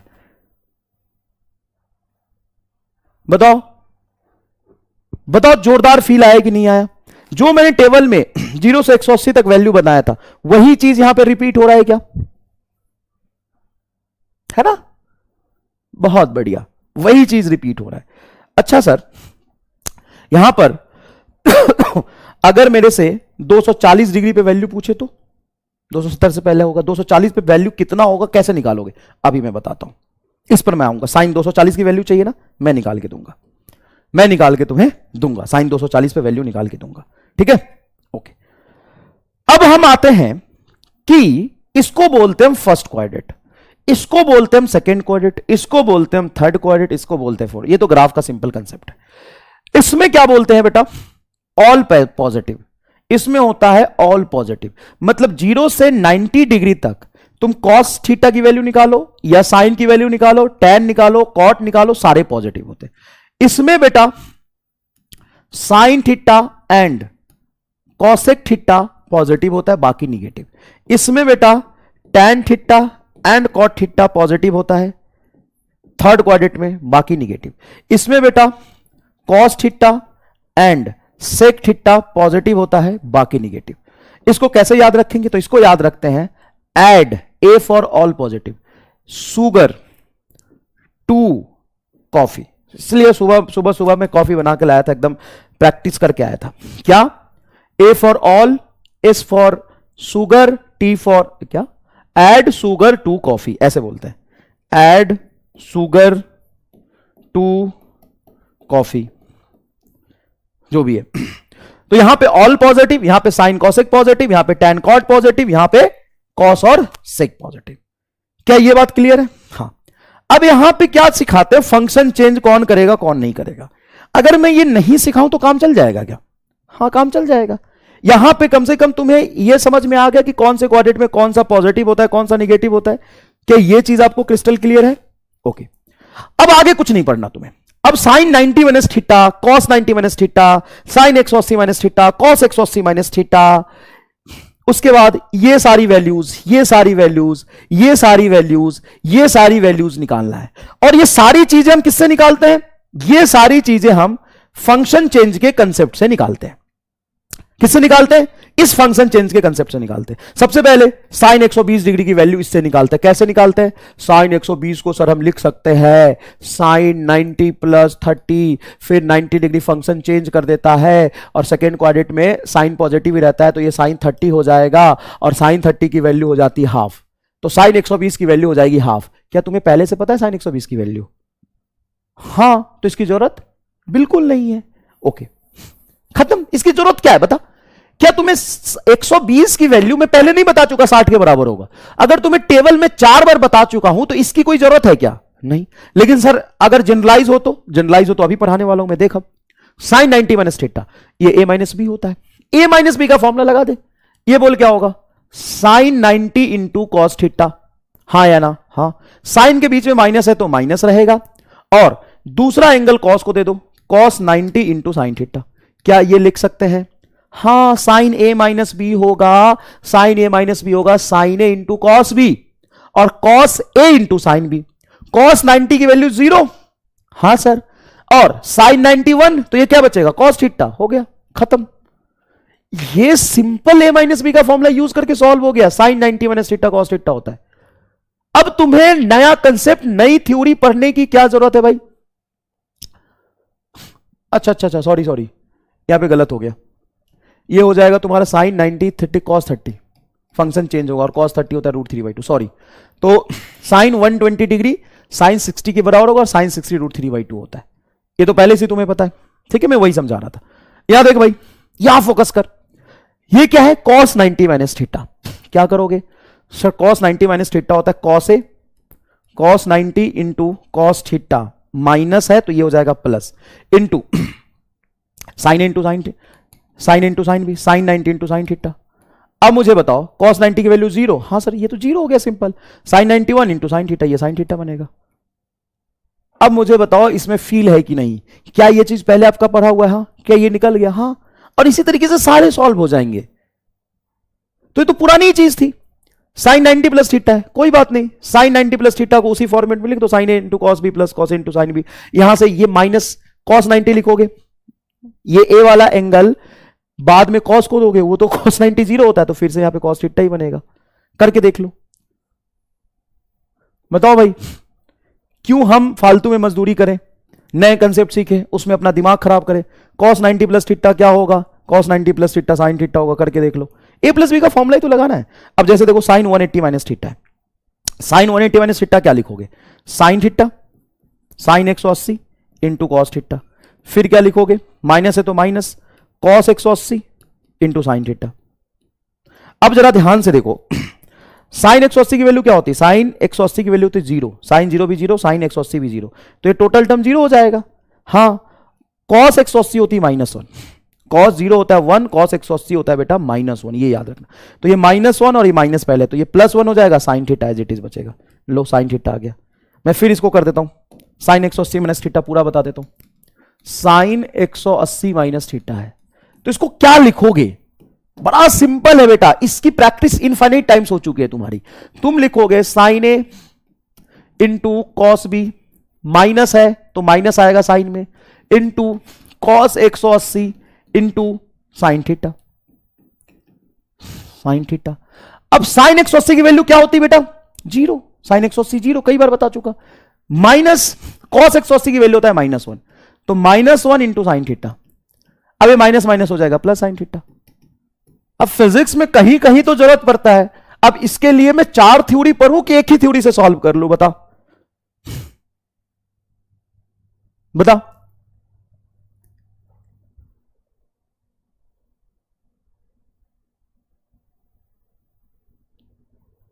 एक minute, sine 180 minus theta plus sine theta ही तो आएगा, सही तो है? प्लस साइन थीटा ही तो आएगा, सही है। Sine 180 minus theta plus sine theta होगा, एकदम सही है। माइनस साइन थीटा नहीं होगा, ये प्लस साइन थीटा आ रहा है। माइनस फॉर्मूले का कॉस 180 होता है -1, माइनस माइनस +1 हो जाएगा, माइनस माइनस मल्टीप्लाई करोगे तो प्लस हो जाएगा, प्लस साइन थीटा आ रहा, सही है ये।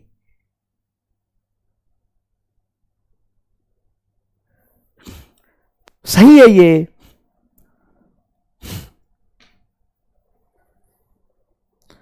कॉस 90 प्लस थीटा की बात कर रहे हैं। अच्छा, 3rd नंबर, ओके, बिल्कुल मैं चेक करता हूं। कॉस 90 प्लस थीटा, तो मैं तो डायरेक्ट लिखा था, तू निकाल लेना भाई, निकाल ले इसको। कॉस 90 प्लस थीटा है ना, निकाल ले, कोई दिक्कत नहीं है।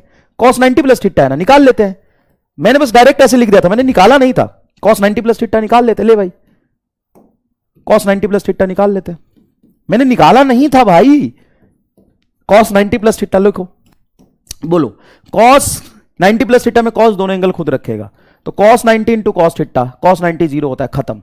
ये प्लस है तो यहां पे आएगा माइनस, साइन को दोनों एंगल दे दो, sine 90 into sine theta, sine 90 क्या होता है 1, माइनस है फॉर्मूले में तो माइनस साइन थीटा, हो गया, खत्म खत्म। माइनस साइन थीटा बिल्कुल आएगा बिल्कुल आएगा।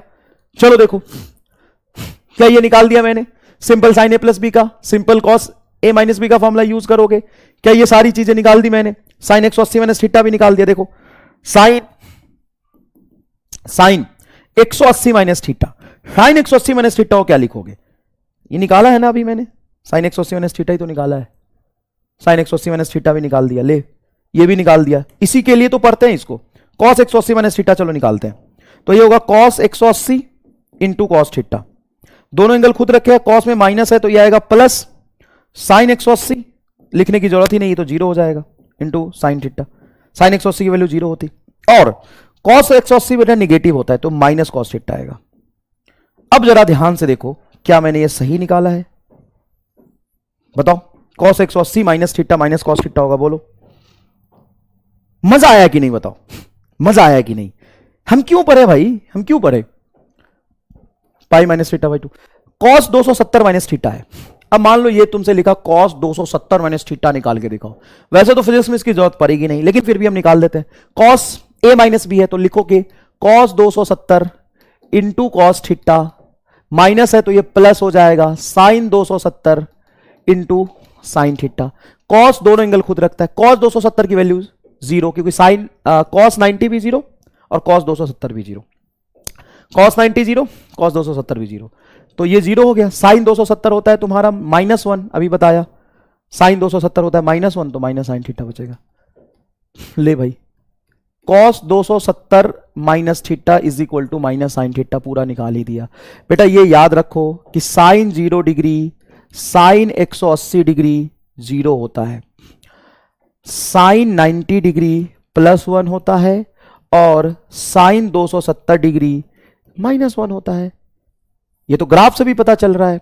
उसके बाद कॉस 0 डिग्री 1 होता है, कॉस 180 डिग्री -1 होता है, ये तो इंडिविजुअली भी बहुत काम आएगा, और cos 90 degree vertical line cos 90 और कॉस 270 डिग्री 0 होता है, खत्म। बताओ आओ, अब तुम्हें निकालना है, मान लो साइन -30 डिग्री, अब सर ये कैसे निकालोगे ये मजाक नहीं कर रहा, जब फंक्शन चेंज से कराते हैं ना तो हजारों बच्चे इस पर रिपीट लिखते हैं, जब हम फंक्शन चेंज से साइन -थीटा की वैल्यू निकालते हैं तो नहीं आता बच्चों को समझ में ये। अब मेरे मेथड से देखना कितनी जल्दी आसानी से समझ आएगा, साइन -30 डिग्री है, सुनना अच्छे से, क्या मैं इसको लिख सकता हूं साइन 0 -30 डिग्री, भाई जीरो में मैं कहीं भी प्लस माइनस कर सकता हूं ना, जीरो तो जीरो है, क्या साइन -30 को 0 -30 डिग्री लिख सकते हैं क्या, हां या ना, सिर्फ मुझे बताओ, -30 डिग्री को 0 -30 डिग्री लिख सकते हैं, हां, क्योंकि 0 -30 बनेगा। अब मैं साइन ए माइनस बी का फॉर्मूला लगाता हूं, साइन 0 इंटू कॉस 30, साइन 0 0 होता है, खत्म, माइनस है तो यहां पे माइनस आएगा, फिर कॉस 0 इंटू साइन 30, ओ भाई साहब कॉस 0 1 माइनस है तो माइनस साइन 30 आ गया। बता, अगर तुम्हें sine A plus B sine A minus B में पीएचडी है तो देखो sine -30 is equal to minus of sine 30 आ रहा है, इसकी वैल्यू हो जाएगी माइनस माइनस साइन 30 की वैल्यू हाफ। बता, अब उस फंक्शन चेंज से करते हैं ना तो बच्चे एकदम ही यहां पे फैल जाते हैं, नहीं समझ में आता ये वाला एग्जैक्टली माइनस हाफ आएगा, हाँ आएगा, 90 और 270 डिग्री में चेंज होता है, बट 100 कहां चेंज करना, क्या चेंज करना, क्यों चेंज करना, साइन 90 प्लस थीटा बता दो प्लीज, साइन 90 प्लस थीटा बता दो। ओ भाई साहब क्या बात कर दी तू, साइन 90 प्लस थीटा, ले यहां पे कहीं लिखा है sine 90 plus theta, sine A plus B, sine A plus B क्या होता है, sine A into cos B plus cos A into sine B, cos A into sine B, cos 90 क्या हो गया 0, अभी बताया कॉस 90 0 होता है, और साइन 91 ये कॉस थीटा बनेगा। बता, एक चीज पे तुम्हारी पीएचडी है तो सारा धुआं धुआं हो गया कि नहीं हो गया, ले भाई बता। और cos -60, अब सुन, cos -60 को क्या लिख सकता है? cos -60 को लिख सकते हो cos 0 -60। अब लगा दो cos a + b का फॉर्मूला। हो भाई साहब कितना आसान है रे, हम फालतू में पढ़ते थे वो, और मैं खुद पढ़ाता था पिछले साल तक, सब लोग पढ़ाते हैं वो, क्यों पढ़ाते हैं पता नहीं। क्या इससे सारा हो जाएगा? हां, cos 0 -60 क्या होगा बोल? cos 0 cos a - b cos a into cos b into cos 60। Clear है? हाँ, माइनस है तो यह आएगा प्लस sin 0 इंटू साइन 60। अब हमें पता है sin 0 तो 0 हो जाना है, sin 0 तो 0 हो जाना है, इसकी वैल्यू खत्म। cos 0 1, ये cos 60 बचेगा डायरेक्ट, cos 60 बचेगा, क्योंकि sin 0 तो बेटा 0 हो जाएगा और cos 0 1 होता है तो cos 60 बचेगा, सिंपल। तो cos -60 degree is equal to cos 60। cos 60 की वैल्यू होती है हाफ।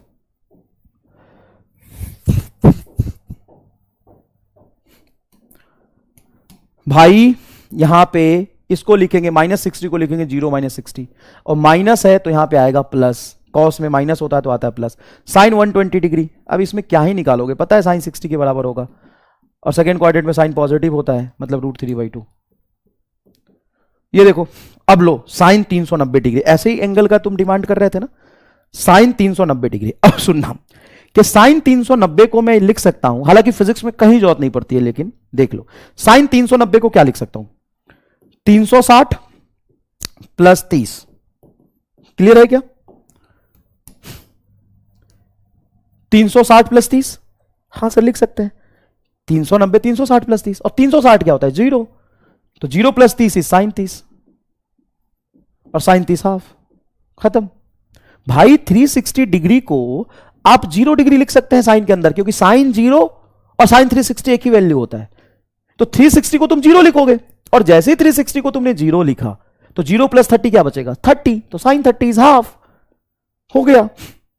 tan 150 बोलो, tan 150 याद रखना, tan 150 निगेटिव होगा क्योंकि सेकेंड क्वाड्रेंट में जाएगा, और tan 50 tan 30 के बराबर, मतलब tan 30 1/√3। tan -30, इसको ध्यान से देखो तो तुम लिख सकते हो tan 0 -30 डिग्री, सही बात है। अब tan a - b क्या होता है याद है? tan a - tan b बटा 1 + tan a × tan b।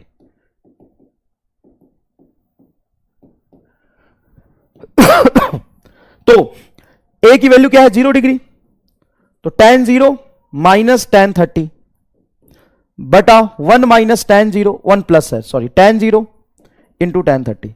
tan 0 की वैल्यू क्या होती है? 0, तो ये 0 × tan 30 पूरा 0 हो जाएगा, यहां पे 1 बचेगा बस, और tan 0 0 तो -tan 30, क्या बचा? -tan 30। सिंपल है, एक ही चीज को अच्छे से पढ़ लो और उसी से सारा सवाल सॉल्व हो गया। -tan 30, tan 30 की वैल्यू होते हैं 1/√3, तो -1/√3 हो जाएगा। एक चीज यहां पे तुम्हें यह देखने को मिला कि sin -θ अगर आ रहा है तो क्या वो -sin θ में कन्वर्ट हो गया है? देख लीजिए भाई, पीछे से कंफर्म कर लीजिए, आइए देखिए, sin -30 डिग्री था, sin -30 डिग्री था तो sin 30 हो गया था। cos -θ था, -60 था, cos -60, तो क्या ये प्लस cos 60 आ गया था? हां जी, देखो यहां पर cos -θ अगर होगा तो उसको आप सिंपल cos θ बोल सकते हो, और अगर tan -θ था तो इसको आपने -tan θ लिखा था। तो इसीलिए हम साइन और tan को ऑड फंक्शन कहते हैं। ऑड फंक्शन का मतलब यह है कि साइन के अंदर एंगल पॉजिटिव रखोगे तो रिजल्ट पॉजिटिव, मतलब साइन +θ है तो ये +sin θ आएगा, लेकिन अगर साइन के अंदर थीटा को निगेटिव रखोगे तो -sin θ होगा, tan के अंदर थीटा निगेटिव है तो -tan θ होगा, लेकिन cos के अंदर अगर -θ है तो cos θ ही कहलाएगा। ये इवन फंक्शन है, इवन फंक्शन है। देखो ना, cos -θ इज cos θ, क्योंकि अभी एग्जांपल से सॉल्व किया मैंने, cos -60 डिग्री एग्जैक्टली cos 60 आया था यहां पर। और इसी चीज को अगर मैं दूसरे तरीके से विजुअलाइज करा दूं तो, अगर मैं इसी चीज को दूसरे तरीके से विजुअलाइज करा दूं तो, सर दूसरा तरीका कौन सा? दूसरा तरीका ये वाला, first quadrant, second quadrant, third quadrant, fourth quadrant. क्या तुमने पढ़ा है ऐड शुगर टू कॉफी? अगर यहां पे कोई एंगल आ रहा तो उस एंगल पे कॉस थीटा पॉजिटिव आएगा, ये पढ़ा था। हां, अब मैं यहां से थीटा मेजर करते हुए एंटी क्लॉकवाइज में जाऊंगा तो पॉजिटिव थीटा होगा, और यहां से थीटा मेजर करते हुए फोर्थ क्वाड्रेंट में क्लॉकवाइज आऊंगा तो ये माइनस थीटा होगा। हां, तो अगर यहां पे माइनस थीटा रखोगे तो कॉस के अंदर अगर फोर्थ क्वाड्रेंट में एंगल आ रहा तो पॉजिटिव आएगा। ओ भाई साहब, इसीलिए cos minus theta cos theta होता है, क्योंकि फोर्थ क्वाड्रेंट में जो एंगल आएगा, क्या यहां से मेजर करूंगा क्लॉकवाइज फोर्थ क्वाड्रेंट में पहुंच जाऊंगा, हां, तो फोर्थ क्वाड्रेंट में जो एंगल आएगा उस एंगल पे कॉस तो पॉजिटिव होता है, और माइनस थीटा यहां से फोर्थ क्वाड्रेंट में ही तो गया है। सोच, माइनस थीटा यहां पे फोर्थ क्वाड्रेंट में ही तो गया है बेटा। तो याद रखना, ये जैसे इस पर वैल्यू बहुत पूछा है, कॉस माइनस 30 डिग्री, तो कॉस माइनस 30 कॉस 30 ही होगा, और cos 30 √3/2। Cos minus 45 degree, simple cos 45 होगा 1/√2। कॉस के अंदर अगर माइनस एंगल रखोगे तो बाहर निकल के वो प्लस एंगल ही आएगा। बहुत बढ़िया, बहुत बढ़िया, बहुत बढ़िया। आगे देखते हैं भाई, आगे देखते हैं, आगे देखते हैं। साइन माइनस 30 डिग्री क्या होगा? तो साइन माइनस 30 डिग्री होगा माइनस साइन 30। साइन 30 की वैल्यू होता है हाफ, तो माइनस हाफ आएगा। tan माइनस 45 डिग्री क्या होगा? tan के अगर अंदर निगेटिव है तो यह आएगा माइनस tan 45, और ये हो जाएगा -1। क्लियर है भाई? क्लियर है भाई? तो ये याद रखना, ये वाली वैल्यूज। आओ, find values of the trigonometric function. इन सभी फंक्शन का हमें वैल्यूज निकालना है, घबराने का नहीं, चिल मारने का, अच्छे से समझने का। सबसे पहले मैंने तुम्हें साइन 240 का प्रॉमिस किया था ना, आओ 240 देखते हैं, साइन 240 देखते हैं। अब मुझे एक बात बताओ, साइन 240 को मैं क्या लिख सकता हूं? साइन 240 को साइन 360 माइनस 120 लिख सकता हूं क्या? आराम से बताओ। 12 यही 36, हां सही है। तो साइन 240 को मैं ये लिख सकता हूं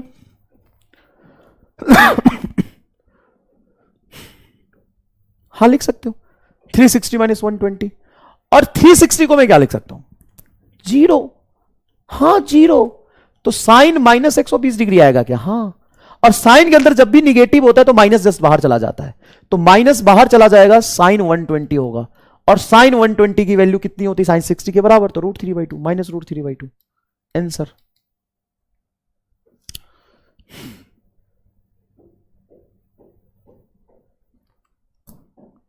तुम्हें 270 लिखना, 270 लिख ले, 270 भी लिख सकते, कोई दिक्कत नहीं। 270 माइनस 30 कर लो, फिर साइन ए प्लस बी का formula, sign A minus B का फॉर्मूला लगा दो। तुम 180 प्लस 60 लिख लो, 6 तरीके से निकाल देता हूं, ला ना, ले। साइन 180 प्लस 60 लिख लो, क्या 240 आएगा? हां। अब यहां पे साइन ए प्लस बी का फॉर्मूला लगा दो, साइन 180, बाकी कुछ लिखोगे ये 0 ही आएगा, खत्म। प्लस है तो प्लस लिखेंगे, साइन 60 नहीं, हां साइन 60 इंटू कॉस 180। अब मुझे बताओ, साइन 180 तो 0 हो गया, पहला टर्म खत्म ही हो जाएगा। और इसका देखो कितना बेनिफिट है, एक टर्म हमेशा 0 ही होगा इसका, तो दूसरा टर्म एक ही लाइन तो बचा। साइन 60 होता है √3/2 और कॉस 180 होता है -1 माइनस √3/2, ये आ गया। चल दूसरे तरीके से निकाल देता हूं, इसका दूसरा तरीका देख। साइन 240 डिग्री को क्या मैं ये लिख सकता हूं? साइन 2 इंटू 120 डिग्री, हाँ या ना? हां, 240 120 का डबल होता है। और साइन 2 इंटू थीटा इसको मान लेता हूं, 120 को थीटा बोल देता हूं। साइन 2 थीटा का फॉर्मूला तुम्हें याद होना चाहिए, 2 साइन 120 इंटू कॉस 120 होगा। ये रहा तुम्हारा 2 साइन 120 की वैल्यू साइन 60, तो ये हो जाएगा √3/2 मल्टीप्लाई कॉस 120 की वैल्यू कितनी होती है बेटा? Minus half, minus half. ये 2 से 2 कटेगा, ये निगेटिव रह गया, minus √3/2।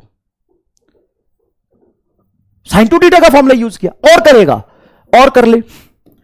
Sign 270 minus 30, sign A minus B का फॉर्मूला यूज कर ले, माइनस √3/2 आएगा। हला सवाल ले, धुआं धुआं कर दिया। ऐसे ही कर, ऐसे कर, ऐसे कर, ऐसे कर। अब मुझे बता, कहां जरूरत पड़ रही फंक्शन चेंज की, जब एक सवाल को 4 तरीके से तो मैंने अभी कर दिया।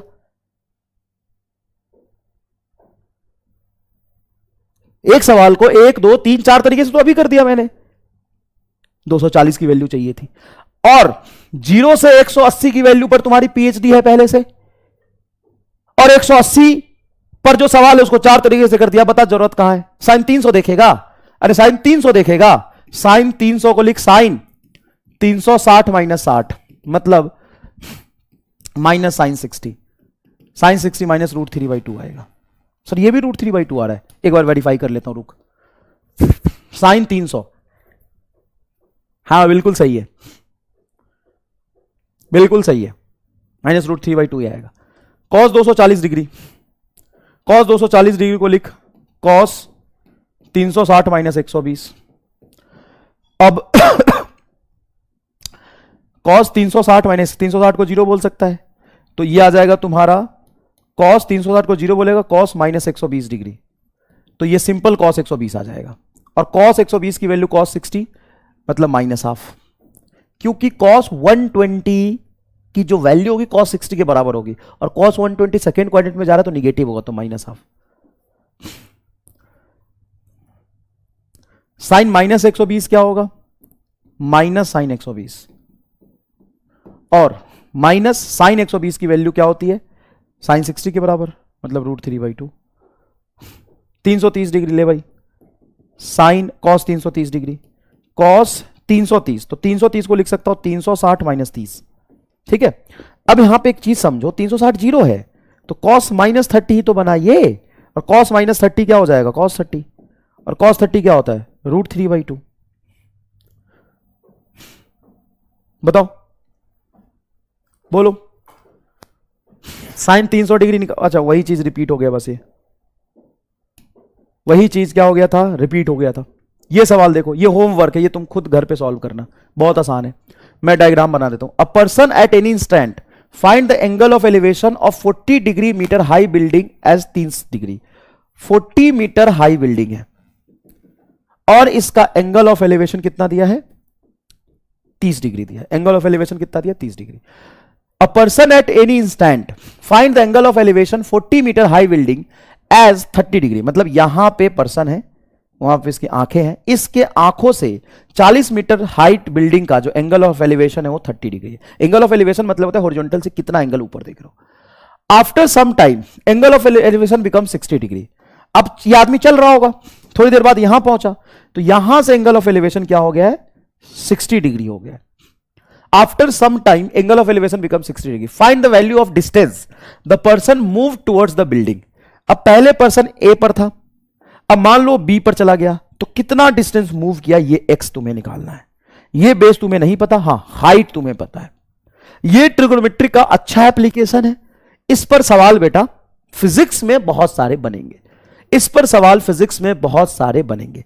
ध्यान से देखो, पहले बड़े वाले ट्रायंगल की बात करो, तो इस बड़े वाले ट्रायंगल में अगर ये डिस्टेंस तुम y मान लेते हो, यहां से यहां का डिस्टेंस तुम y एज्यूम कर लेते हो, लेट y एज्यूम कर लेते हो, तो क्या तुम लिख सकते हो tan 30 degree is equal to perpendicular 40 divided by y? बिल्कुल लिख सकते हैं। अब यहां पे अगर तुम आए, इस ट्रायंगल के लिए अगर तुम लिखोगे तो tan 60 is equal to height 40 divided by y minus x, y minus x. अब बताओ क्या तुम इस पहले इक्वेशन से y की वैल्यू निकाल सकते हो? हां। दूसरे इक्वेशन में पुट कर दोगे, हां निकल जाएगा। दो इक्वेशन है, पहला और दूसरा। कितने अननोन है? दो अननोन है, y और x। बहुत आसानी से सॉल्व हो जाएगा बेटा, कोई खास बात नहीं है। यहां से y की वैल्यू निकाल के इसमें रख दो, x निकल जाएगा। क्लियर है ये बात?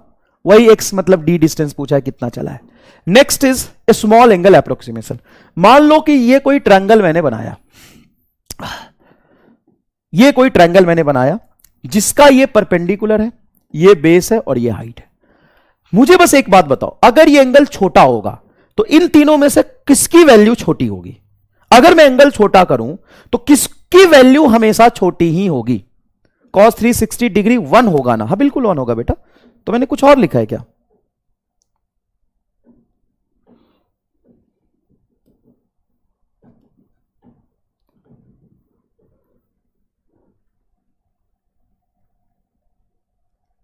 अरे तो कॉस, हे भगवान कहां है ये दुनिया, मानस Patra.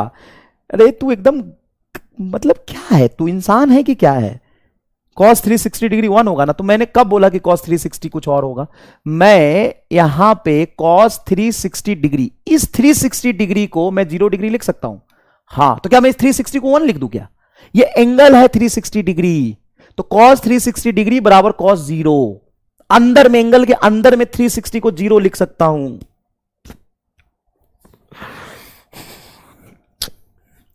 Y tan, why not sin and cos। चल देखते हैं।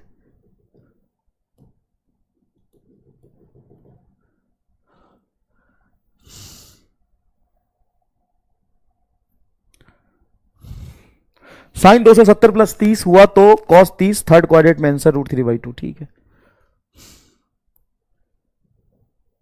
34 नंबर स्लाइड रिपीट करना है। क्या है 34 नंबर में? भाग यहां से, भाग यहां से।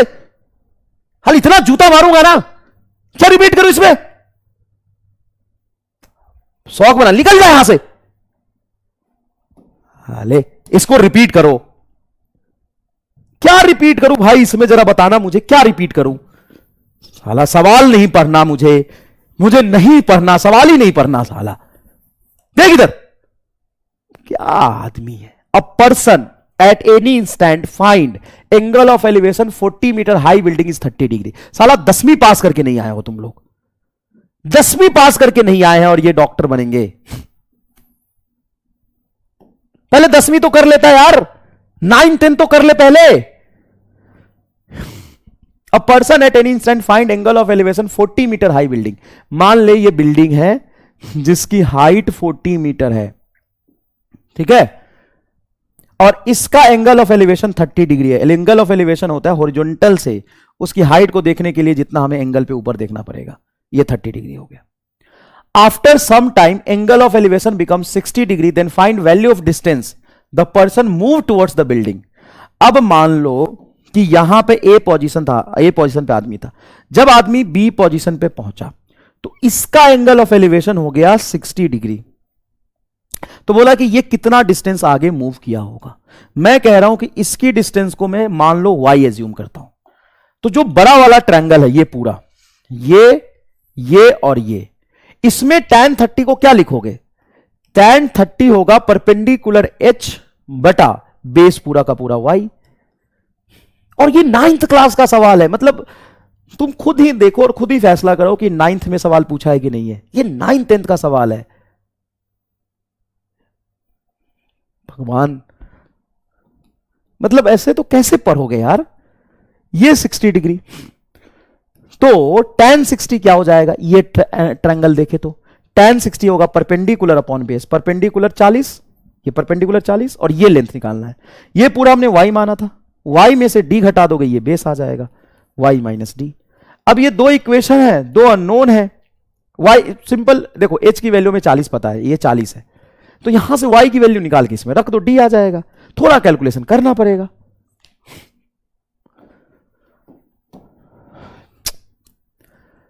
अब बताओ, कूल कूल कूल, ये हाइपोटेन्यूज, ये बेस, ये परपेंडिकुलर। अगर मैं इस एंगल को छोटा करूं तो क्या बेस छोटा होगा? नहीं, जरूरी नहीं कि बेस छोटा हो। हाइपोटेन्यूज छोटा होगा, जरूरी नहीं कि हाइपोटेन्यूज छोटा हो। अगर मैं इस एंगल को छोटा करता हूं तो ये परपेंडिकुलर छोटा होगा। अगर मैं एंगल को डिक्रीज करता हूं तो परपेंडिकुलर डिक्रीज होगा। मैं नया डायग्राम बना के दिखाता हूं। नया डायग्राम देख, ये तेरा है बेस और ये तेरा है हाइपोटेन्यूज। बता ये परपेंडिकुलर छोटा हुआ कि नहीं एंगल छोटा करने से? बेस छोटा हो ये जरूरी नहीं है, हाइपोटेन्यूज छोटा हो ये जरूरी नहीं है, ये छोटा हो जाएगा। अगर मान लो कि ये बहुत स्मॉल हो गया, वेरी स्मॉल, तो हाइपोटेन्यूज बराबर होता है, हाइपोटेन्यूज का होल स्क्वायर बराबर होता है बेस का होल स्क्वायर प्लस परपेंडिकुलर का होल स्क्वायर। अगर मैं कह रहा हूं परपेंडिकुलर बहुत छोटा हो गया क्योंकि एंगल मैंने बहुत छोटा कर लिया, तो अगर परपेंडिकुलर बहुत छोटा है तो परपेंडिकुलर का होल स्क्वायर और छोटा होगा, तो क्या मैं इसको इसमें ऐड करूंगा तो छोटे का होल स्क्वायर करूंगा तो और छोटा होगा, तो ये मैं नेग्लेक्ट कर दूं तो क्या h बराबर b आ जाएगा। वैसे भी डायग्राम से भी समझ में आ रहा था कि अगर ये एंगल छोटा होगा तो ये बहुत छोटा होगा, अगर ये बहुत छोटा है तो ये और ये बराबर होगा। क्लियर है? अब cos थीटा का क्या डेफिनेशन होता है? सर कॉस थीटा का डेफिनेशन होता है base upon hypotenuse, base upon hypotenuse. तो बेस और हाइपोटेन्यूज तो बराबर है। If theta is small, if theta is very small, very small मतलब अप टू कितना डिग्री, तो 0 डिग्री भी बोल सकते हैं, मतलब थीटा इज लेस देन और इक्वल टू 7 डिग्री के आसपास, मतलब 5, 6, 7, 8 भी होगा तो चलेगा। एग्जैक्ट यहां पे तुम्हें मैथमेटिक्स नहीं करना, फिजिक्स में हमें यूज करना है। तो बी और एच तो बराबर है, और बी और एच बराबर तो कट जाएगा, तो कॉस थीटा बराबर हो जाएगा बी और एच कट के क्या आ जाएगा, 1 आ जाएगा। मतलब अगर एंगल छोटा है तो कॉस थीटा की वैल्यू 1 होती है, अगर एंगल छोटा है तो कॉस थीटा की वैल्यू क्या हो जाएगी, 1 हो जाएगी। अप टू 10 डिग्री तक भी लिख लोगे तो चलेगा, फिजिक्स में कोई दिक्कत नहीं है, मैथ नहीं है, ये चलेगा। क्या ये मैंने पूरा का पूरा प्रूफ किया आपके सामने? ईमानदारी से देखो क्या प्रूफ किया है। हाँ, जिस तरीके से यहां पर बेटा हमने ग्राफ बनाया था साइन थीटा का थीटा के साथ, इस तरीके का, क्या मैं कॉस थीटा का थीटा के साथ ग्राफ बना सकता हूं? कॉस थीटा का थीटा के साथ ग्राफ बना सकता हूं? बताओ तो कैसा बनेगा? सर हम वैल्यू रख के देख लेते ना। 0 डिग्री, कॉस 0 डिग्री क्या होता है, 1। हाँ भाई, कॉस 0 1 होता है। कॉस 30 डिग्री क्या होता है, √3/2। कॉस 60 डिग्री क्या होता है, कॉस 60 डिग्री होता है बेटा हाफ। कॉस 60 डिग्री क्या होता है, हाफ। Cos 90 degree 0। फिर हम आगे जाते हैं 120 डिग्री, 120 डिग्री पे 60 के बराबर वैल्यू होगा लेकिन निगेटिव आएगा। फिर 150 डिग्री, फिर 180 डिग्री। कॉस 180 डिग्री क्या होता है, -1। अब इसका ग्राफ बनाओगे तो ये ग्राफ कुछ इस तरीके से बनेगा, देखना ढंग से, ऐसे बनेगा। फिर ये ग्राफ कुछ इस तरीके से बनता हुआ जाएगा। 270 पे 0 होता है, और कॉस 180 देखो ध्यान से, ये -1 होता है। ये पीरियोडिक फंक्शन इसको क्यों बोलते हैं? तो ये अपनी वैल्यू को रिपीट करता है। अब ध्यान से देखे, ध्यान से देखे, तो जैसा ग्राफ यहां से यहां तक बना है वैसा ही ग्राफ यहां से यहां तक बना है, बट निगेटिव में। ये ऐसे जाएगा, फिर ये इस तरीके से पीरियोडिक फंक्शन करता हुआ रिपीट होगा। जैसे 270 है, यहां पे 360 पे देखोगे तो cos 360 फिर से 1 आता है, देखो। तो ये यहां पर पहले +1 से -1 गया, फिर -1 से 0 गया, फिर +1 गया। ये होता है बेटा cos थीटा वर्सेस थीटा का ग्राफ, ठीक है। अब जरा ध्यान से अच्छे से समझना, एक बात समझना ग्राफ को देखते हुए, कि जब cos 0 है तो cos 0 की वैल्यू क्या होती? सर cos 0 डिग्री तो 1 होता है, और यहां पे cos थीटा में थीटा अगर स्मॉल रखूं, अगर मैं थीटा को स्मॉल रखूं तो इस थीटा पे cos की वैल्यू क्या आ रही है, 1 नहीं आ रही क्या? ग्राफ देख, ग्राफ ऐसे ही बनता है ना। ग्राफ जब ऐसे बनता है तो यहां पे cos 0 1 है, और थीटा की वैल्यू थोड़ा 1-2 डिग्री आगे बढ़ा, 30 पर नहीं जा रहा हूं, 1-2 डिग्री आगे बढ़ा रहा हूं, तो 1, 2, 3, 4 डिग्री आगे बढ़ाने पर देखो तो ये 1 के बराबर नहीं आ रहा। भाई साहब, जिसको समझना होगा ना उसको एकदम ही चरम सुख की अनुभूति होगी। यहां पर एक ही चीज को मैं 2 तरीके से प्रूफ करके दिखा दिया, 2 तरीके से प्रूफ करके दिखा दिया। देखो, मैं कह रहा हूं कि थीटा स्मॉल मतलब कितना degree? Sir up to 3-4 degree, 5 degree, 6 degree, यही तक काम आएगा। 3-4 डिग्री, अप टू 7 डिग्री लिख देता हूं, अप टू 7 डिग्री। अब यहां पे ग्राफ में ही तुम देखो, ग्राफ में ही तुम देखो कि थीटा 0 तो 1 है, और थीटा 1 डिग्री, 2 डिग्री, 3 डिग्री अगर मैं यहां पर देखूंगा तो इसकी वैल्यू क्या है, 1 के बराबर ही तो आई। इसीलिए cos थीटा में अगर थीटा स्मॉल होता है तो उसकी वैल्यू 1 हो जाती है। यह मैं तुम्हें यहां पे ग्राफ से समझाया, ट्रिगोनोमेट्री के कंसेप्ट से समझाया। अब क्या चाहता है, कैसे कैसे समझाऊं, बता। सर इसका मतलब यह हुआ कि जब भी थीटा छोटा होता है तो cos थीटा को 1 लिखते हैं। हां, cos 1 डिग्री बता क्या होगा, 1, सिंपल 1। cos 2 डिग्री क्या होगा, 1। cos 4 डिग्री क्या होगा, 1। cos 5 डिग्री क्या होगा, 1। अच्छा, तो sec 3 डिग्री क्या होगा, 1। सर sec 3 डिग्री 1 कैसे होगा, मेरी बात सुन। cos sec 3 डिग्री को 1/cos 3 लिखूंगा, और cos 3 1 होता है तो 1/1 1 ही आएगा ना चाचा। अरे यार कितना गधा है ये। सेक 3 डिग्री को मैं 1/cos3 लिख सकता हूं। cos 3 डिग्री क्या होता है 1, तो 1/1 1।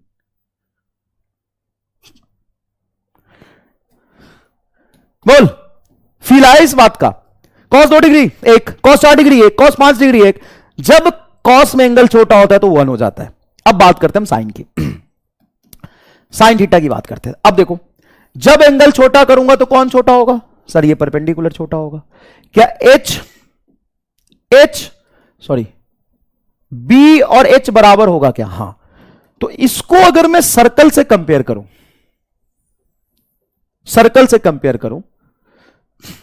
तो बी और एच को अगर मैं आर बोल देता हूं और ये एंगल छोटा है, तो क्या ये तुम्हारा आर्क लेंथ होगा? आर्क लेंथ होगा भाई। अगर मैं सर्कल से कंपेयर करूं, ये तुम्हारा बेस और ये हाइपोटेन्यूस है। तूने अभी बोला कि ये जो परपेंडिकुलर है वो स्मॉल हो जाएगा अगर थीटा स्मॉल करूंगा तो। अगर मैंने थीटा को स्मॉल किया तो परपेंडिकुलर एकदम छोटा होगा, बेस हाइपोटेन्यूस बराबर होगा। हां, तो इस पी को क्या मैं आर्क बोल सकता हूं? हां सर आर्क बोल सकते हो। आर्क क्या होता है? R into theta. आर्क क्या होता है? R into theta. मैं यहां पे ये ट्रायंगल नहीं बना रहा कि ये बेस, ये परपेंडिकुलर, ये हाइपोटेन्यूस। मैं कह रहा हूं कि एंगल छोटा है। जब एंगल छोटा होगा तो तुम कह सकते हो कि हाइपोटेन्यूस और बेस तो बराबर होगा। ये प्रूफ किया भाई। जब एंगल छोटा है तो हाइपोटेन्यूस और बेस बराबर होता है। तो हाइपोटेन्यूस बेस बराबर होगा। ये इतना छोटा है कि तुम अगर सर्कल से भी कंपेयर करोगे, इसको आर बोल दो तो हाइपोटेन्यूस भी आर होगा, तो ये आर थीटा हो जाएगा, आर्क लेंथ। हां जी। अब साइन थीटा को हम क्या लिखते हैं? साइन थीटा को लिखते हैं perpendicular upon hypotenuse. Perpendicular upon hypotenuse. Perpendicular क्या है? Are theta.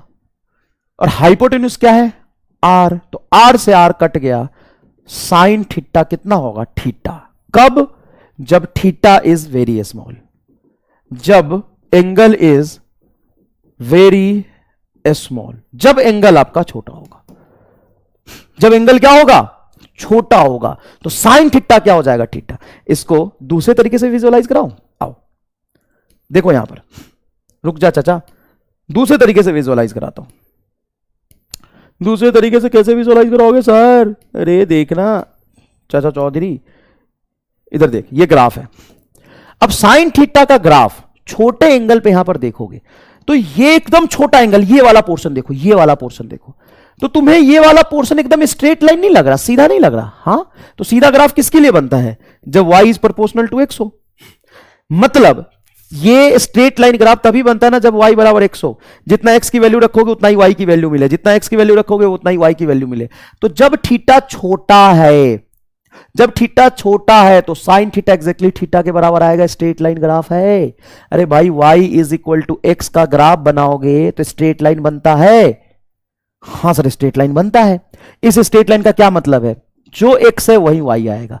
तो स्मॉल एंगल में जितना एंगल रखोगे वही एंगल की वैल्यू साइन थीटा के बराबर आएगी। ये तो तुम्हें ग्राफ से मैंने विजुअलाइज कराया और ये मैंने तुम्हें यहां पे मैथमेटिकली प्रूफ किया। भाई मेरे यहां पे कैसे प्रूफ किया? मैथमेटिकली प्रूफ किया। देखो ना, अगर ये एंगल छोटा है तो हाइपोटेन्यूस बेस बराबर होगा। इसको मैंने आर एज्यूम कर लिया, तो इस आर को क्या लिखूंगा? R theta. तो perpendicular upon hypotenuse R theta by R sine theta होगा। अब यहां पे एक चीज और बोलते हैं कि जैसे साइन थीटा बाई थीटा की वैल्यू क्या होगी अगर एंगल स्मॉल है? तो साइन थीटा में थीटा हो जाता है थीटा, साइन थीटा में साइन थीटा की वैल्यू स्मॉल एंगल के लिए हो जाता है थीटा बाई थीटा, कट के क्या हो जाएगा? 1। यहां पे tan थीटा भी अगर तुम लिखोगे तो tan थीटा होता है परपेंडिकुलर अपॉन बेस। परपेंडिकुलर बताओ कितना है सर? Are theta. बेस कितना है? आर। आर से आर कट गया, ये भी थीटा आ रहा है। मतलब स्मॉल एंगल के लिए क्या मैं कह सकता हूं कि साइन थीटा भी थीटा हो जाता है और tan थीटा भी थीटा हो जाता है। तो for a small angle sine theta बराबर tan थीटा,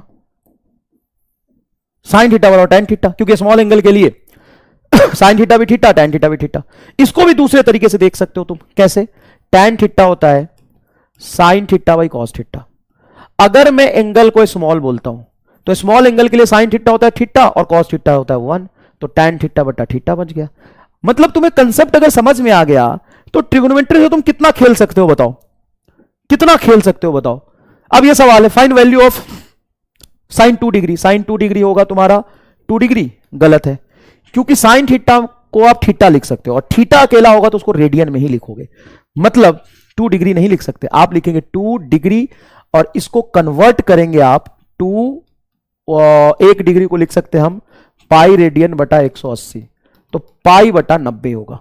आप मेरी बात समझिए, साइन 2 डिग्री को 2 डिग्री नहीं लिख सकते आप, क्यों भाई, साइन थीटा को थीटा लिख सकते हैं, हाँ साइन थीटा को थीटा लिखो सही है, लेकिन यहां पे तुम डिग्री लिखो रेडियन लिखो चलेगा, लेकिन अकेला थीटा हो तो उसको आप किस में लिखते हैं, रेडियन में, तो अकेला थीटा होगा तो रेडियन में, पाई बाई 90 इसका सही जवाब है। tan 3 डिग्री भी 3 डिग्री लिखोगे और इसको रेडियन में कन्वर्ट करोगे तो 3 इंटू पाई रेडियन बटा 180, मतलब पाई रेडियन बाई 60 आएगा क्या आंसर। cos 3 डिग्री तो 1 होगा। अच्छा साइन 88.5 डिग्री, कई बार बेवकूफ बनाने के लिए ऐसा लिख देते हैं, ये 1 होगा भाई, क्यों, क्योंकि साइन 91 होता है। अब ग्राफ से ही तुम देखो तो ऐसा ग्राफ बन रहा है, अब 90 डिग्री पर तो 1 है और 90 डिग्री से जस्ट पहले एकदम एक पहले देख रहे हो 1.5 डिग्री, तो 1.5 डिग्री पहले ही ऑलमोस्ट 1 आएगा कि नहीं आएगा बताओ। ये तो कॉमन सेंस है भाई, इतना अप्रोक्सीमेशन तो चलता है, इतना अप्रोक्सीमेशन तो चलता है। अब करेक्ट वैल्यू ऑफ 2 डिग्री निकालो, है ना, cos 2 डिग्री तो 1 होगा, ये तो आसान है, cos थीटा 1 होता है, ठीक है।